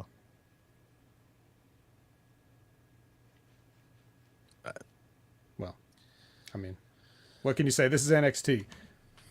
We are NXT. Wait, that's the old NXT. What'd you think of the Carmelo Hayes interview backstage? Who is it interrupted by, Ray? I don't know who the fuck was it interrupted by. I'm doing several things. Who was it interrupted by? I'm sorry. Well, it's you would want to say this person's name if you. Grayson Waller. This does not mean a damn thing because we've had a real Australian on the show for an hour and a half. So it's not the same. So when I was originally writing my notes to tee you up for that, like I had no idea that Piers Austin was going to be on the show. So now it's worthless. But I thought I'd still let you do it though because you like it so much. Piers, I mean, come on, I can take it, bro. Is it terrible? My accent? No, it's not. It's top notch. You're just fucking saying that, aren't you? Nah, but when you say Waller, you want to like don't put the ER at the end of it. Put an A, like Waller. All right, let me try. Grayson Waller. No, Waller. Grayson Waller. That's better. Waller. Yeah. All right. And you want to put the ER at the end of things that end in a vowel, right? Yeah, kind of. Like we abbreviate everything. We put an O at the end of everything, so it'd be like Rayo. Oh, not really Rayo, but like Pierso, Franco, Marco, Billo. Yeah, I mean, like we just put an O on everyone's name. Vedo. Frank's Pickleborough ass wants to hear Pierce's Puerto Rican. Pierce. I don't just act like you're robbing somebody. It's fine. All right, so here we go. All right. Carmelo Hayes is interviewed backstage. He don't shoot, he don't miss. The same old shit. Grayson Waller, he comes in. He comes in. He fucking interrupts. We get and then we get our favorite.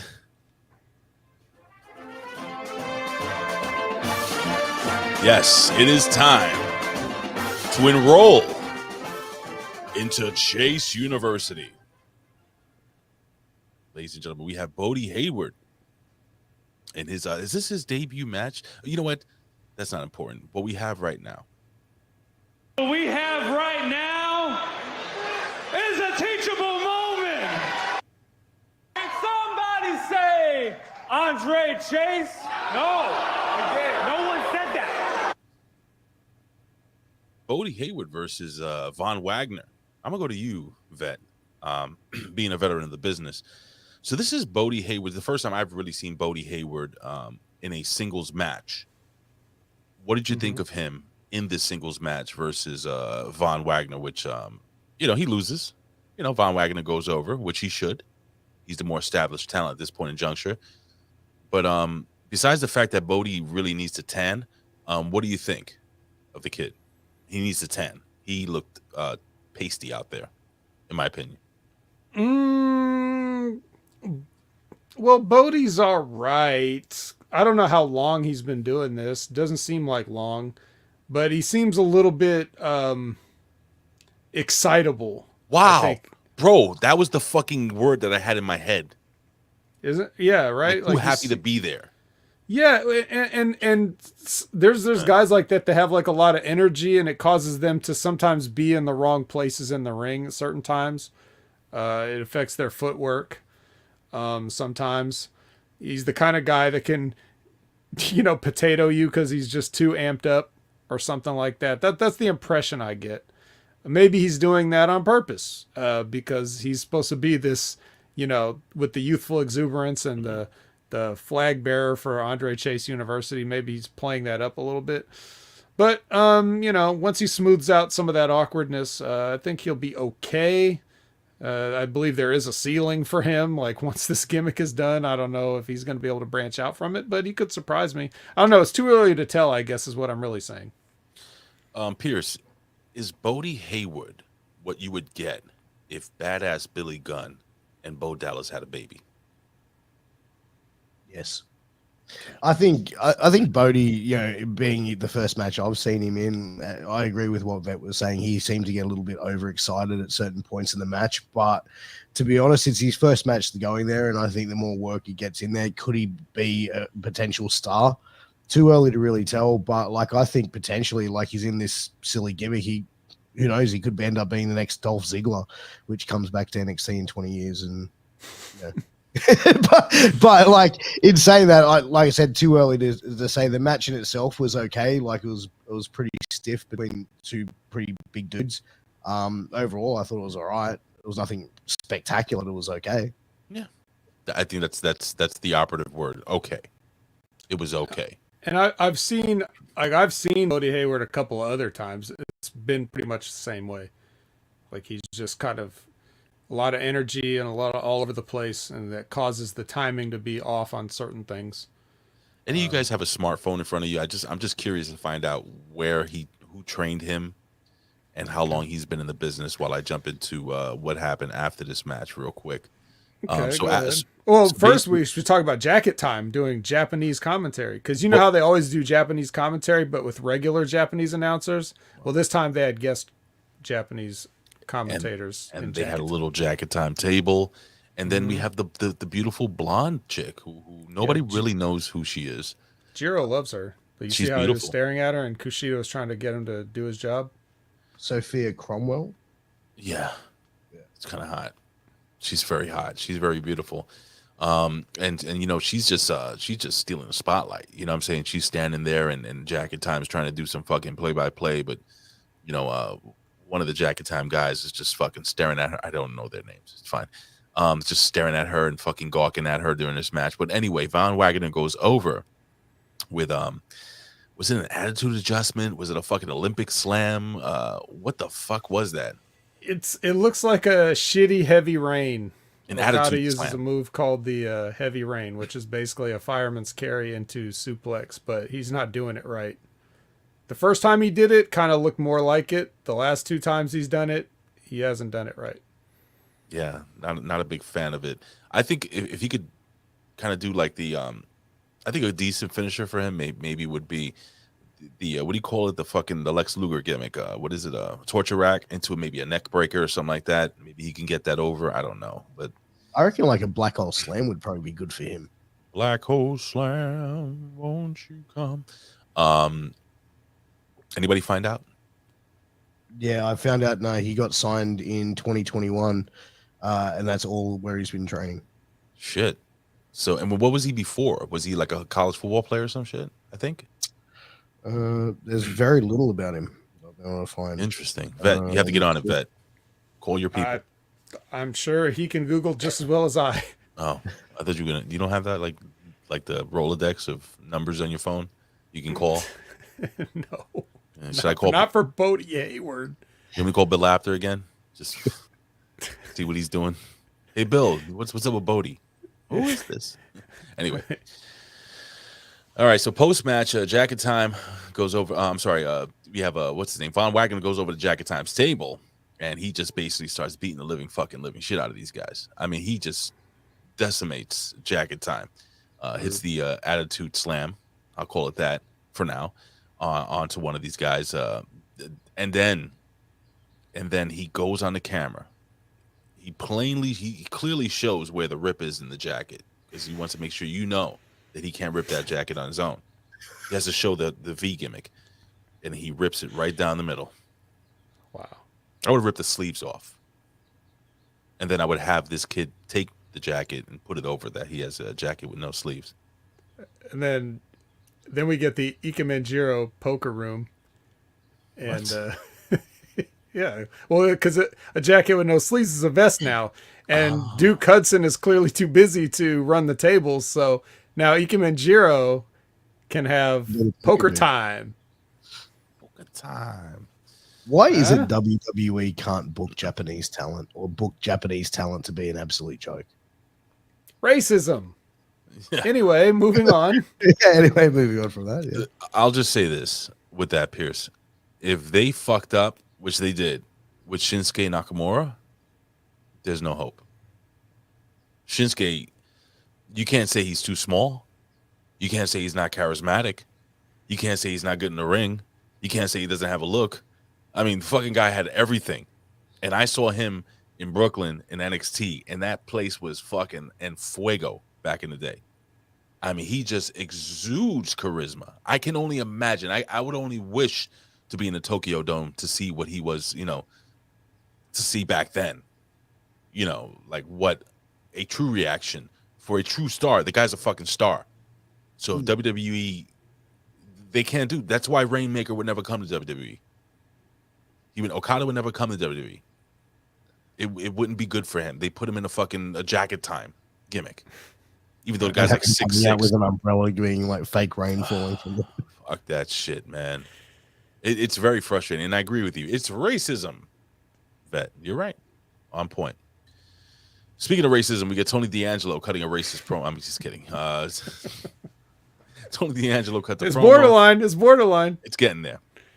So it's a bad idea for Tommaso Ciampa to attack him from behind, and outlines how you should start as a what? Start as a Tony D'Angelo. Yeah, you should start as a soldier, move up the food chain. Blah blah blah. Yeah. He's gonna be the Don, Ray. He's gonna be the Don. Hey. Remember when we all used to get excited? You remember, chat? You remember when we all used to get excited about Tony D'Angelo, and now we're all just like, it's ruined, and that's ruined now somehow. Why is that? I liked it when the character was called Little Guido. Ooh. Even Little Guido didn't go to these lengths. No. Yeah. It's kind of like if Little Guido and Big Vito had a baby. Yeah. And Big Sal was a stepdad. Or I will say this though: if he becomes the Don of NXT and he's still wearing velour tracksuits, then a big mistake has been made. He's got to switch to pinstripes or something, like a different look. What is he wearing in the ring? Upgrade himself and get a haircut. What does he wear in the ring if he becomes a Don? He takes the coat off and the dress shirt, and he still wears the wife beater, but he has suspenders now on his 3-piece suit. So make him look like a mobster from the 1920s. I like it. Yeah. Does he get a Tommy gun? He doesn't need a Tommy gun, but I mean, why not? You have one. Just carry it to the ring and never use it. It's like everybody else with all their other gimmicks, like Cora Jade. They're gonna fuck this kid up, man. He had potential. They're gonna fuck him up. It's sad, man. It's like, it's like, when you're driving down the road and you can see the guy swerving ahead of you, and you know he's gonna be pulled over by the cops. It's just a matter of time. Yeah. That's that situation with Tony D'Angelo, man. It's very fucking sad. The difference is that guy swerving should be pulled over by the cops, and Tony D'Angelo has done nothing wrong. It's not his fault. It's not his fault. It wasn't Shinsuke Nakamura's fault either. Joe Gacy makes his entrance, and he's hanging out with Harlan, and this sends us to break. And back from commercial break, we get a Triple H gimmick. People talking about Triple H like he's fucking dead. Like, why? Why did they have like? I remember when Triple H did this. From like, the guy's fucking alive. He's fine, thank God. But neither here nor there. Nikita Lyons is she's shown shadowboxing backstage with that hot black number. Shadow kickboxing. She gives me all types of feels. Anyway, my wife's not gonna watch this, right? Anyway, Draco Keep your Anthony. hands in full view of the camera, Ray, please, would you? They're here. They're here. You know where the other hand is, though. See what I can do with my feet. Draco Anthony versus Joe Gacy. And again, Joe Gacy coming in looking he's getting in good shape, I think, the kid. Joe Gacy offers a handshake. Draco Anthony says nope. And they wrestle.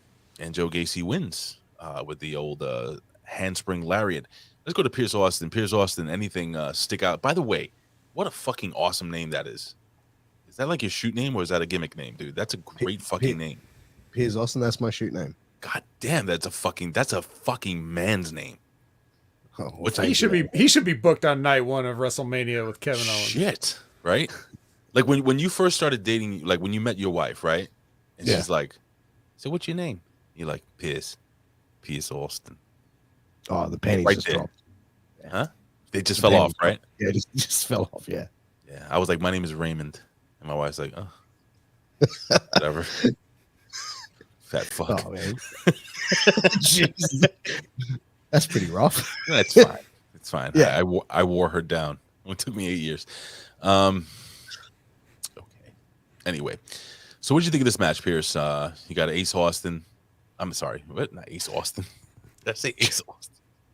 You got Draco Anthony, this fucking kid with no fucking charisma. versus Joe Gacy, who has tons of charisma and starting to look better and better in the ring every single time I see him. What you think of all this? And then we got the African American. We got King Mabel hanging out back there, looking like he wants to fuck Harland on the sideline. Yeah, that was weird. They didn't use him. They just had him there. But his facial reactions, he's looking at Harlan like Harlan's a hot piece of ass. He's like, and they will make him the next King Mabel, by the way. That kid, yeah. Or the next Tyrus, you know. What's his name? Anybody? It's Quincy something. So Quincy now, right. You guys wouldn't know this because you would be watching NXT Level Up, but he was on 205 Live. Yeah, he was. He was on 502 Live, and yeah, on the Level Up show, he had a match with Gacy, and Gacy beat him with this springboard clothesline finish. If you imagine him knocking down a guy like that with a clothesline, but he did it. He sure did. So I guess that clothesline knocked something into him, but they're not telling us that story. You would have had to watch this past episode on Friday night to know that. But that's the connection there with King Mabel. Oh shit! What happened to Bobo? Is bringing up Mark Henry 2.0. What's that kid's name? He got hurt, right? Yeah, it was. See, this is what happens when you get off TV for a few weeks. Yeah, he had the weird hairstyle, like the Odyssey Jones. Yes. Odyssey Jones. Yes. He had a horrible knee injury, right? Yeah, Odyssey Jones. So, I thought this match was all right. As I said to one of the earlier matches, it was okay. It was nothing spectacular. Joe Gacy, I've been watching his stuff for years. Like before he came to WWE, like he's a pretty decent talent. When I saw him do this gimmick, I thought it's going to be Bray Wyatt 2.0. But it's definitely been something a little bit different from that. But I think the more that we see, I'd like to see more of a stable with him, because I kind of see like a Charles Manson type gimmick with having like a stable of like all his little cult followers. That to me would make a bit of sense for his gimmick. But Draco Anthony and Joe Gacy, yeah, this feud's got to end. Yeah. Vet, do you want this to continue? No. But I think what you're seeing though is exactly what you're saying with like the Wyatt. He's trying to pick up guys, and maybe this Quincy kid or whatever is the first person besides Harlan, and then I think he's trying to recruit Draco Anthony. It's not going so good, but he's trying. And where was Zion? Was Zion Quinn here? I didn't see him come out. I thought he said he'd have Draco's back if anything went down. So no, they switched it up. They King Mabel's gonna have his back now. Oh, so. Zion Quinn actually used to play for my favorite rugby team as well. Was he good? What was his name? What was his real name? He's Daniel Pewter. Fuck. No. Fuck. Brian. It's Daniel something. No. Oh. I'll tell you in a second.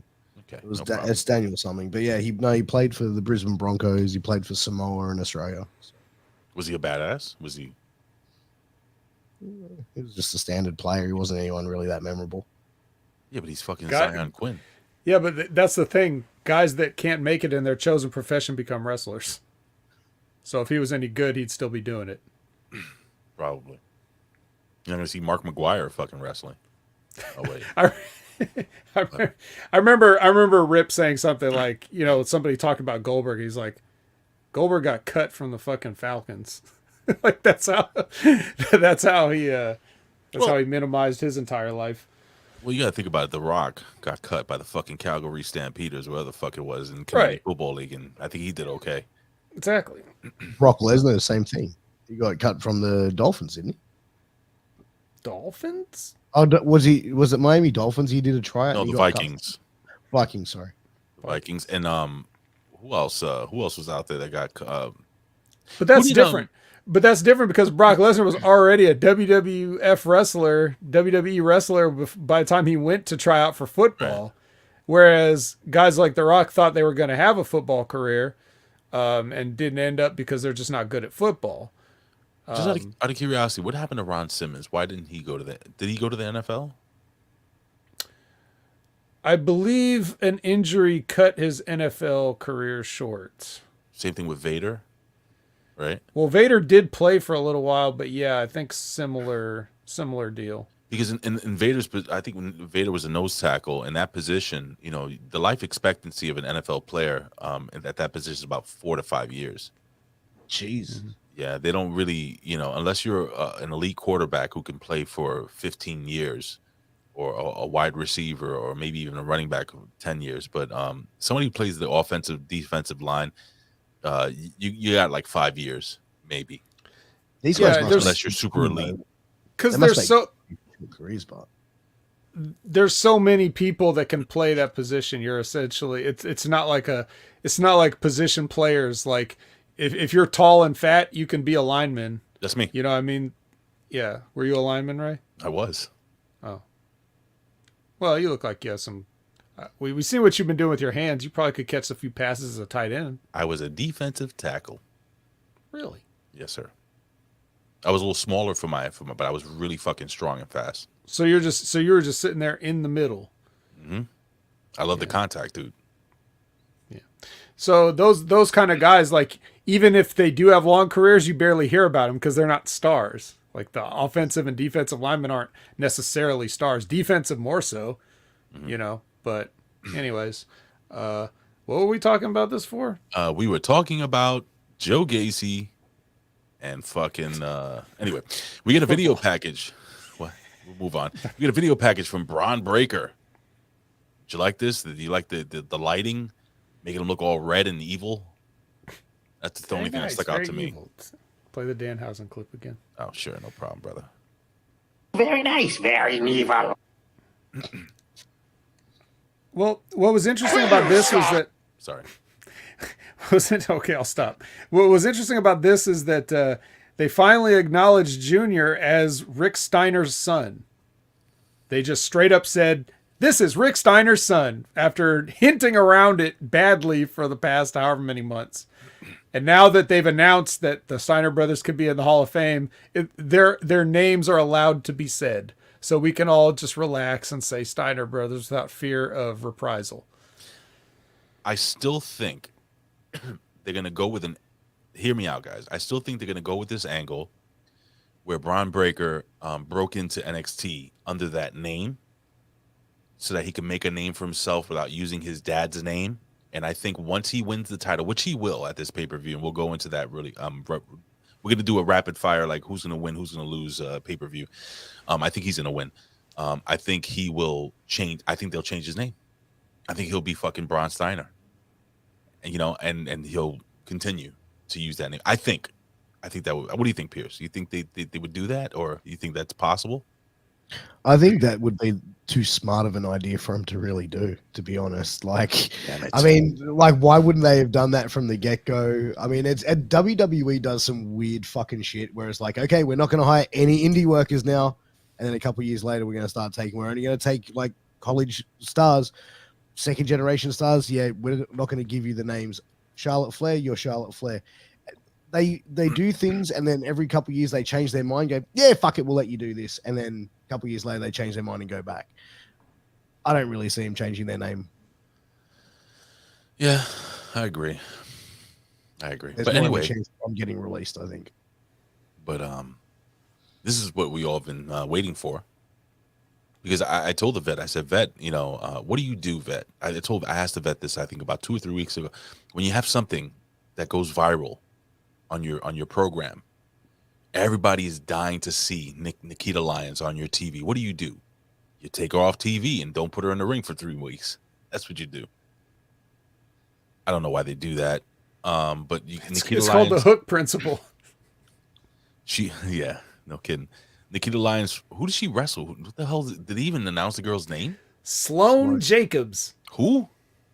You know, Sloane Jacobs, the absolute superstar that's just been burning up the indies. They said they're not going to hire any more indie wrestlers, but oh man, that was before Sloane Jacobs. Well, as you can see behind me,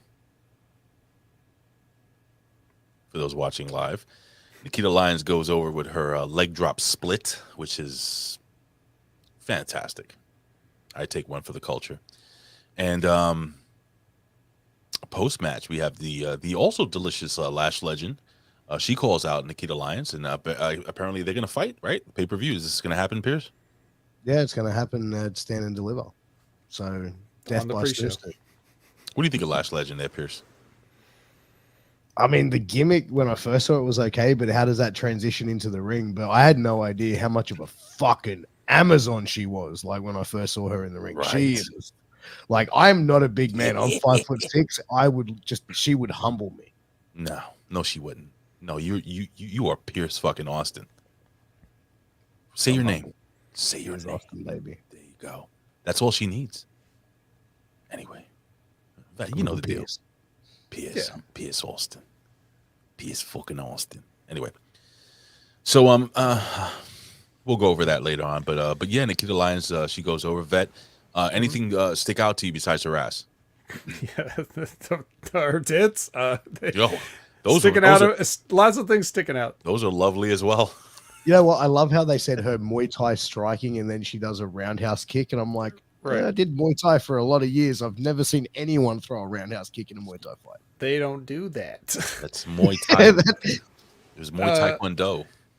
Yeah. All right, look. All the things I'm about to say do not apply to Nikita Lyons, the person. They apply to all the gimmicks around. Like, for one, earlier in the show, they were letting you know that she was going to be on later, and they put up a little graphic of her, and it was almost like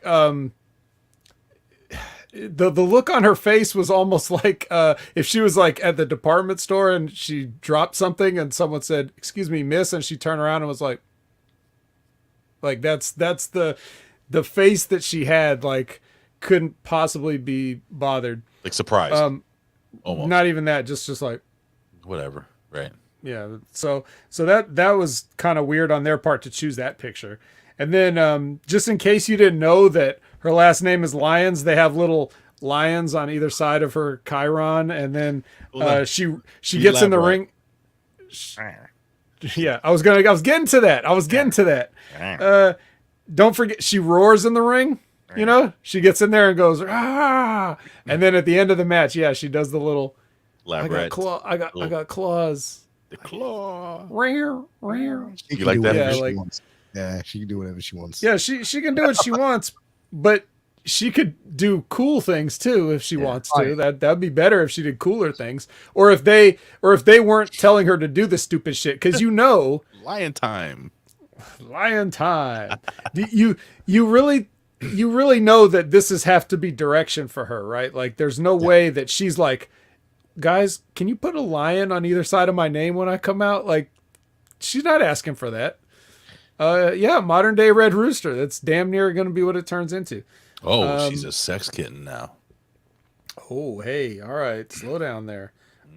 So, yeah, and then so I think that she's definitely got something, like you guys are saying.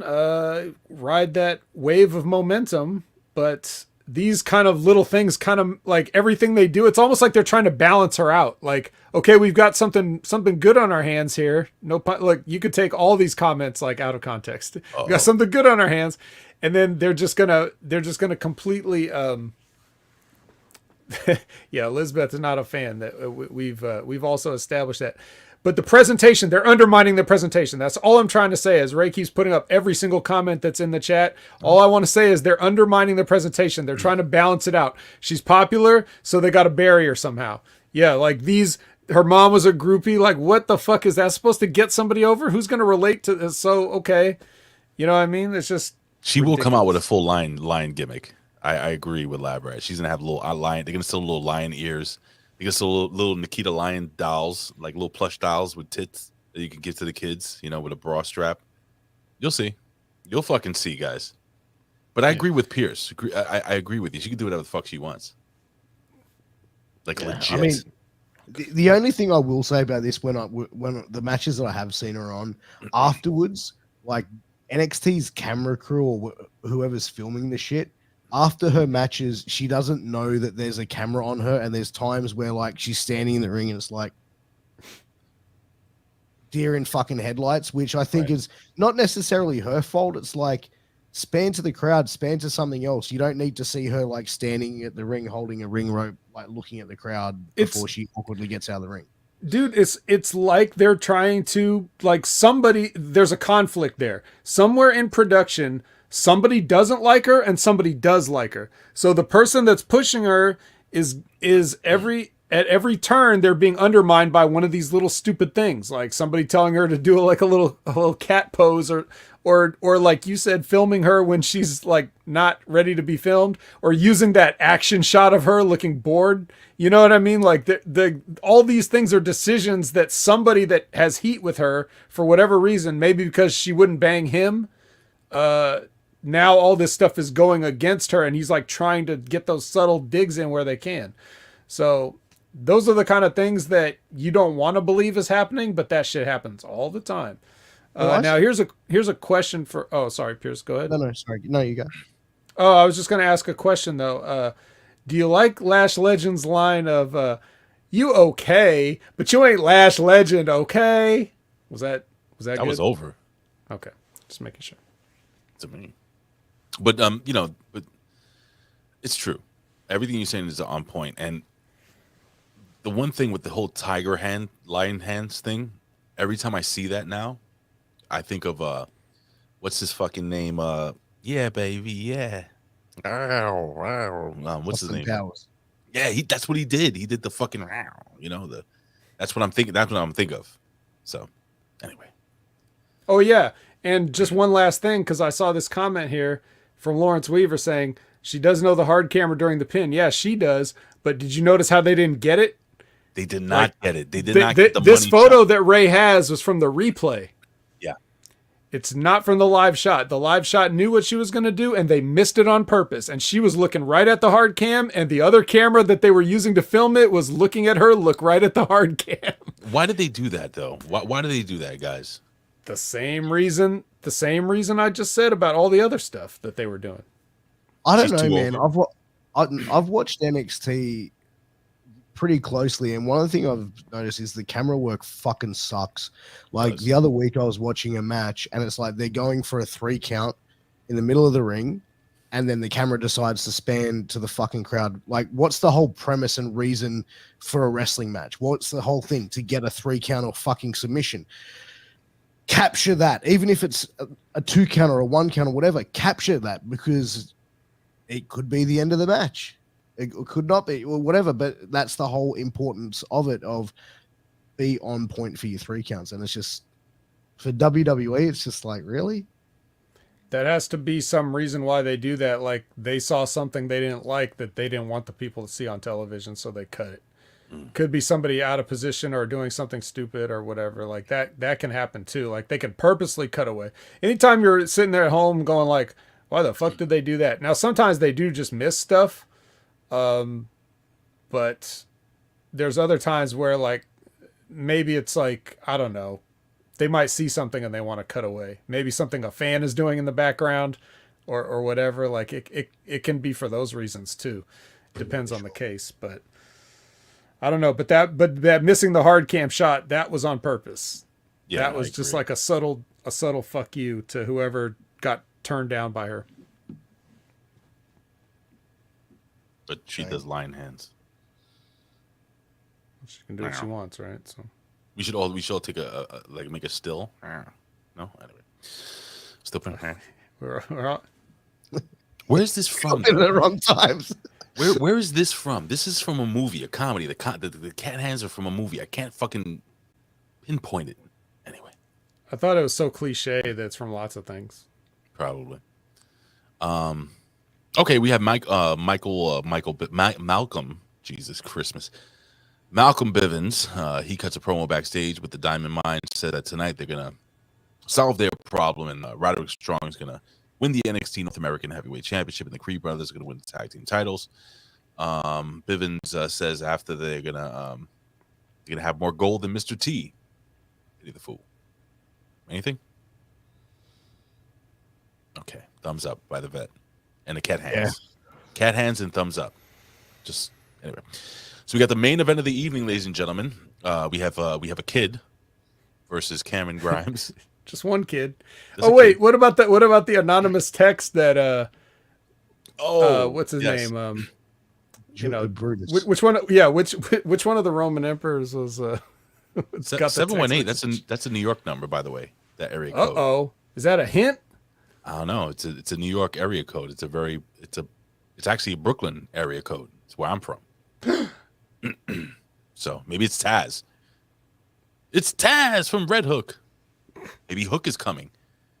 Maybe that was Taz and Hook destroying the NXT gimmick backstage. Yeah, because it was two people, right? But they both look tall, so it couldn't have been. But you know what? Both guys had necks. Yeah, that's the other thing too. Taz doesn't have a neck. He's like this, brother. You know, brother.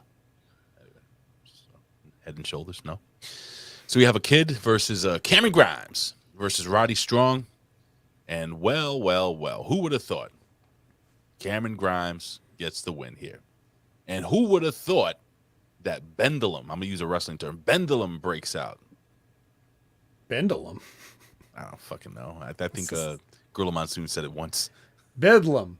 Yeah, that's what I said. Bendulum. Bendulum? Bendulum sounds like some kind of a experimental drug that you need to ask your doctor if it's right for you. Is that for the penis thing? Remember the commercial? Piers, have you seen that commercial, Piers? Which one? It's what's the shit called? Bedlam. Get Bedlam for your erectile dysfunction. No, it's for penis bend, for men that they get scar tissue in their cock. Yeah, Bendulum. Yeah, takes a left at Albuquerque, you know. So it makes your cock curved. It makes your cock straight after being curved. And Vet gave good advice, like just don't grip it that tight. Right, won't curve. Just saying. Anywho, but take Bendulum, guys. Bendulum, that actually works. Take Bendulum if you have a crooked cock. So all right, guys, I'll go to Piers first. Piers, this was a gangbuster of a match. These guys beat the living shit out of each other. Cameron Grimes, he hits the fucking caveman or the cave-in stomp out of nowhere. Boom, and he pins Roddy Strong. Roddy Strong is signed to NXT long term still, or is he leaving too? Is he all elite as well? As far as I know, he's still long term. He's staying there. All right, man. So what did you think, Piers? The main event of the evening. We're gonna go down, and after I'm just gonna tell the fans right here, the people watching, that right after this, really quickly, we're gonna run through the card for the pay-per-view. We're gonna give winners or losers. So go ahead. What do you think of this match, man? To be honest, I felt this match was almost like it wasn't really a match. It was just spot after spot after spot after spot, like just rushing to get shit in to get to the end of the match. Like it just didn't really feel like it made a lot of sense. It was just one thing after the next. It was just machine gunning move after move. Yeah, it was just spot fest for me. Okay. What do you think, Vet? Yeah, same thing, except I'll say this, like usually in the triple threat match, they figure out a way to get one of the other guys incapacitated so they can have a singles match. And I think they did more with the three guys simultaneously here that was more interesting, but the pace was just so fast. Like everything in this whole show, every match was just like no, like pedal to the metal the entire time, no chance to breathe. Everybody just working hard, but working extremely on fast forward.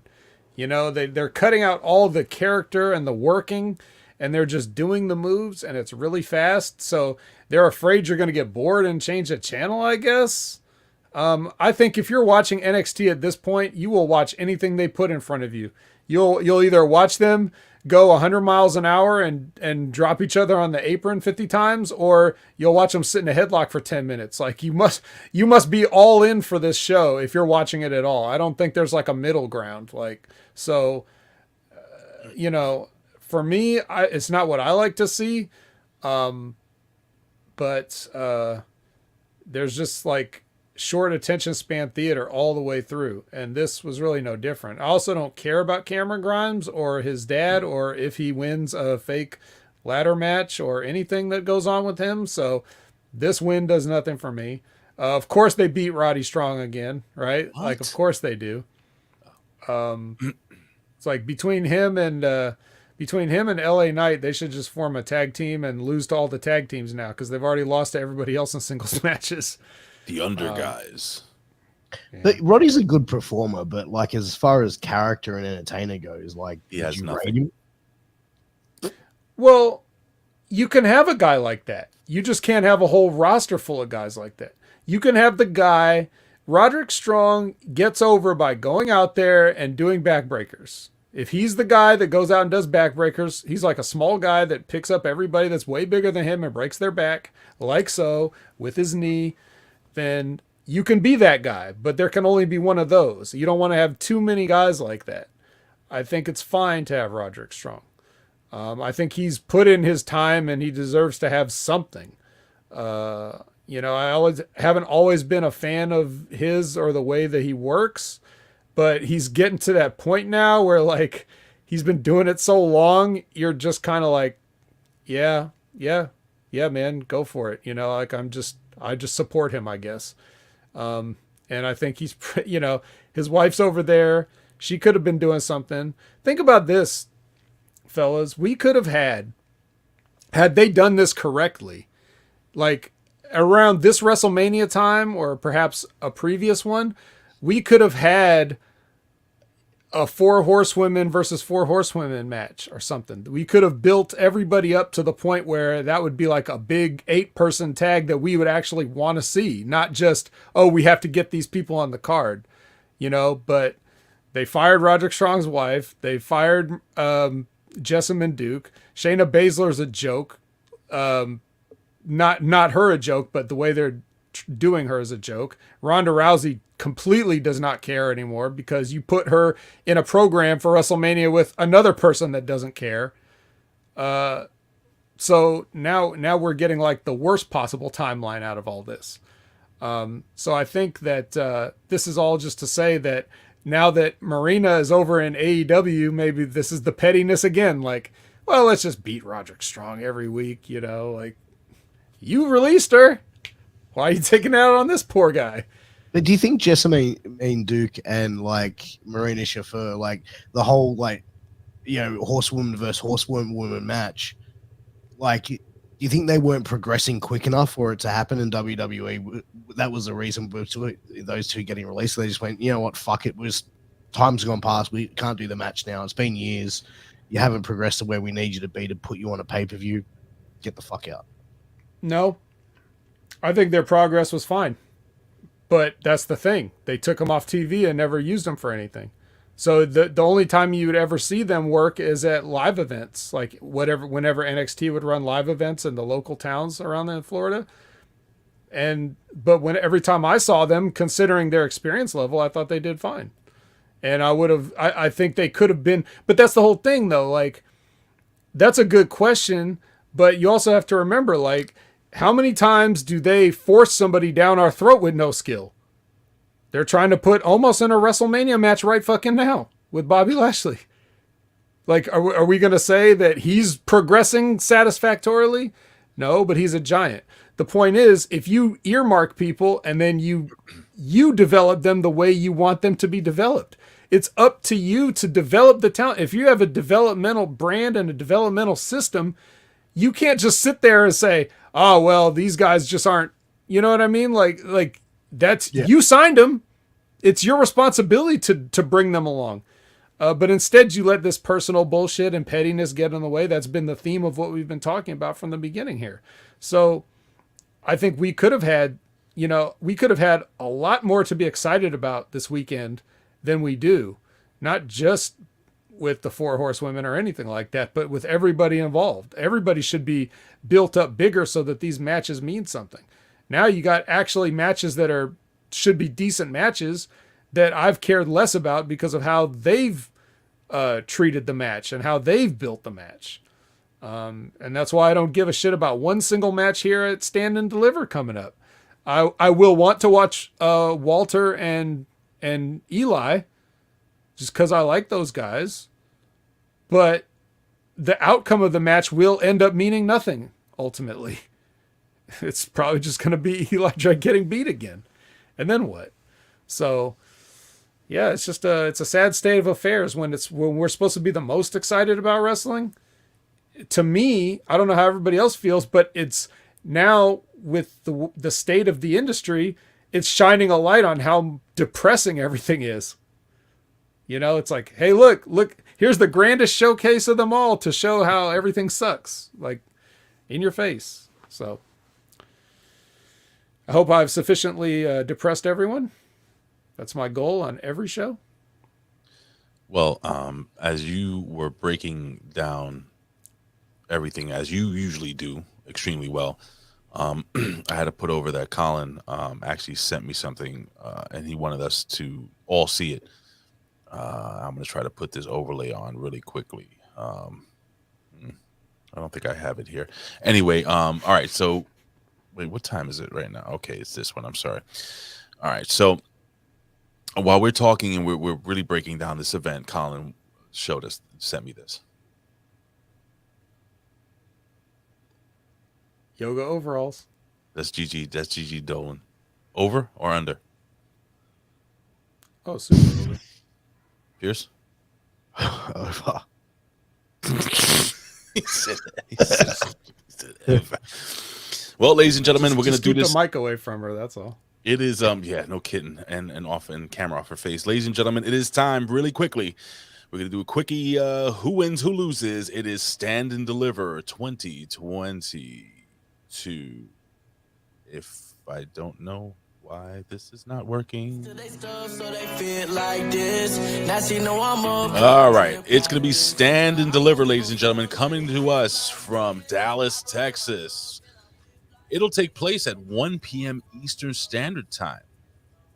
It's, Saturday, WrestleMania day. So this is weird, guys. Stand Deliver, isn't it usually the night before, like the NXT pay-per-views or whatever? Why are they doing it the same day of? Are we going to have enough fucking wrestling that day? Nobody has anything to say. Wonderful. It's too much, man. It's too much. It is too much. All right, let's run down this card really quickly, gentlemen. All right, so for the kickoff show, we have the NXT Women's Tag Team Championship match. Gigi Dolan and JC Jane versus Dakota Kai and Raquel Gonzalez, Pierce, and then Vet, who goes over and why? Toxic Attraction. I don't see them taking the titles off them. I think they're building up that stable, and I think it's just too early for them to take the belts off them. What do you think, Vet? I have no idea. You don't know who wins? No. All right, I'm going to go with Dakota Kai and Raquel Gonzalez to win this match. We have Index, Indy Hartwell, and Dexter Loomis and versus Duja in some type of showdown. Anything? Index. Sure, why not? All right, so we got we have Tommaso Ciampa versus Tony D'Angelo. Who goes over and why? Pierce then Vet. Tony D'Angelo because Ciampa's leaving. What do you think there, Vet? I would agree. Okay, I agree as well. North American Championship ladder match: Carmelo Hayes versus Santos Escobar versus Grayson Waller versus Solo Sikoa versus Cameron Grimes. Who goes over and why? Pierce, then Vet. Cameron Grimes goes over. It just sort of makes sense with they're making the whole like big feeling about doing it for his dad. I think he goes over, Stand and Deliver, then loses it at the next NXT episode. What do you think there, Vet? It's probably going to be that. And if not that, the backup plan is boringly Carmelo Hayes retains. I think Grayson Waller is going to win, and I think Cameron Grimes chases. That's why I think they're going to go with that. NXT Tag Team Championship: Imperium versus MSK versus the Creed Brothers. Pierce. I think Imperium will retain. I think Creed Brothers will come close, but the people that jumped Creed Brothers will make themselves known, and then there'll be a big feud after that with the Creed Brothers and them. Vet? Probably that. How many matches is this so far? Let me see. We only have like 2 more matches. We have 1. But how many did you say already? 2, 3, 4, 5, 6 so far. That's already 1 more than is supposed to be on a takeover, so I'm pissed. Oh, shit. Takeovers have been a hard 5 matches ever since their inception. Well, they've gone to a full 8. Just to let you know. Exactly. That's the 2.0. Yep. NXT Women's Championship match: Mandy Rose versus Cora Jade versus Io Shirai versus Kaylee Ray. Pierce, who goes over and why? Mandy. I don't see her losing the title anytime soon.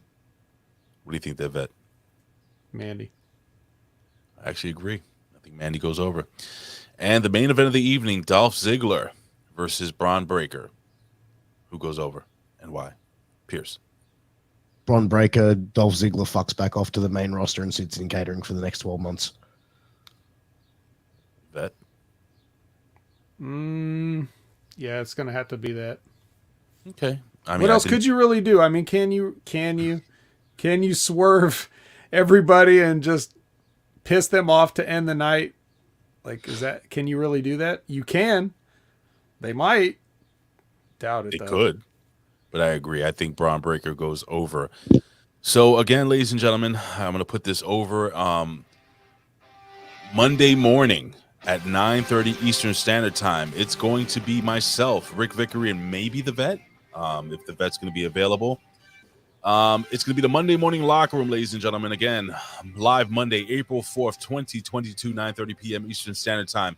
A full review of WrestleMania Night 1 and 2. So come and join us here live here at Hami Media Group, both on YouTube and on Twitch. And then the replays will be in audio form over at channelattitude.com. So again, ladies and gentlemen, and Vet is popping. Vet, why are you popping, sir? Cujo's booking idea. What's the booking idea? Breaker wins, and then Hogan comes out to challenge him. New NXT champ, Hogan. That would be fucking over. With that being said, Pierce, nice little surprise. You know, we usually go almost 3 hours. Oh, we really? got it done. Huh? I've slowed it down, have I? No, I've actually, sped it up. You know, we sped it up a little bit. Vet is tired. I want Vet to go to bed and relax and have a great day at work. But before we do that, Pierce Austin, can you please put yourself over, man? Tell people where they can find you, so on and so forth, social media, your shows, your podcast, anything you want to promote and put over that you're going to be doing for the next couple of weeks or months or years or whatever. Sure, absolutely. You can find me on Twitter at Piers Austin, on Instagram at the Piers Austin. You can also find me, host of Shooting the Shit Uncensored, on the MWA Podcast Network, on YouTube, Twitter, Twitch, and all the podcast platforms, as well as Wrestling with Tragedy on the Russo's brand. So check it all out. Also, in April 22nd and 23rd, you can find me commentating for FWA for a special 2-night event on the 22nd and 23rd of April. So make sure you check those out. That'll be available on Fight TV and will be live in Dural, Sydney. So check it out. Very, very cool. Pierce, thank you for hitting me up, and thank you for coming on, bro. It's been quite the pleasure, and you're always welcome to come back and join us, man, whenever you're locked down with COVID-19. Hopefully you feel better. And you're feeling okay? I'm feeling great, man. I feel great. So, I get to sit up and have late nights and podcast with friends, so it's great fun. Cool. You don't have to work. You still get paid, right? Yeah, that's it, man. I got a week off, so I'm going to enjoy some family. Well, not really enjoy the family time because I'm separated from them, but enjoy the time off. Oh, in the words of Matt Hardy. Wonderful. Vet, my friend, where can I find you? Hey, I enjoyed you and John Enright this past Smack Attack. Nice little surprise. I thought I was going to have some drunk Irish guy, but no, we had you. So thank you for coming on. Sober Irish guy. Sober. Yeah, from America. Sure. I did the Smack Attack. Please listen to it. And then you can also find me on the Impact Attack, a Colin-less Impact Attack this week. What do you know? It's Ray's dream. You guys recorded? Yes. Oh shit! I got to produce that. Oh my goodness! Yes. Oh, okay. Well, I have work to do. You'll definitely be pleased to see that it is a Colin-free episode, and then you're gonna find me every week right here. You already know that. I'm gonna be on the Smack Attack again because John Enright has something to do this week. Wonderful. And yeah, I don't blame those guys tagging in and out of that show every week, and I'm stuck holding the tag rope there. So that's that. And The real RBV says, I'm not having the vet on my show after this S crap. See, this is just another example of how other people make mistakes and then somehow I'm the bad guy. Unbelievable. That's the life I live. Everyone Real else fucking fucks heel. up. Everyone else fucks up, and then I'm an asshole. So, anyways, don't worry, RBV. I didn't think I was going to make it anyway, so you can rest easy. But you never know. It's not a 100% no like the Ridiculously Random podcast where they can find you, right, Ray? Like later tonight? Allegedly. And I have to put over the fact, Nikki Bella, if you're looking to hear from the great Big Van Vader at WrestleMania at the Hall of Fame. I'm afraid I've got some bad news. He's not going to be there. I don't think he's going to be there. But anyway, where I will be, ladies and gentlemen, and let me just put this over because you know what's going to come here. Ladies and gentlemen, tune in tonight at 10:30 p.m. Eastern Standard Time. It is the Ridiculously Random podcast. And tonight we're going to be doing top 5 when celebrities attack. Yes, we were going to do top 5 TV theme songs. All-time favorite theme songs, but it was an audible. We had a text message from Billy Ray Valentine. Billy Ray Valentine said, guys, you need to jump on this now while it's still hot. So that's what we will be doing. Excuse me, guys. We will be doing that tonight. So again, ladies and gentlemen, I'm going to put the ticker down here. Join Big Ray and Colin for the Ridiculously Random podcast every Wednesday night, 10:30 Eastern Standard Time, right here at #Hami Media Group.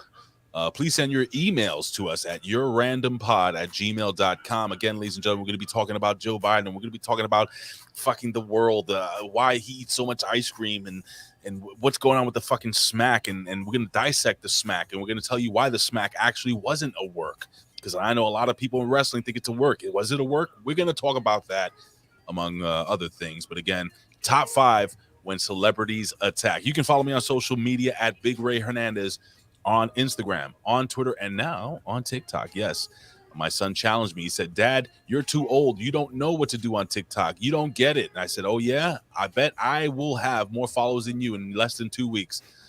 I've already quadrupled that little son of a bitch. So I win. Yalla. You raised a son that said that to you? Yes. He's like, Dad, you don't get. I said, TikTok is stupid. He goes, well, you don't get it. You know, you're too old. I'm like, what? I will destroy you, bro. And, well, I beat him. Oh. Ray, you don't get New Japan Pro Wrestling. You're too old. You're out of it. You're out of touch. You can't even possibly understand it. So don't even try to watch it, bro. I'm going to fucking watch the fuck out of it now, ladies and gentlemen.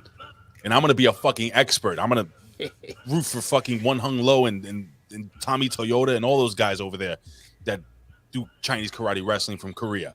God damn it. Ladies and gentlemen, we will see you here next week on your Next Level Wrestling Review. Say good day, mates.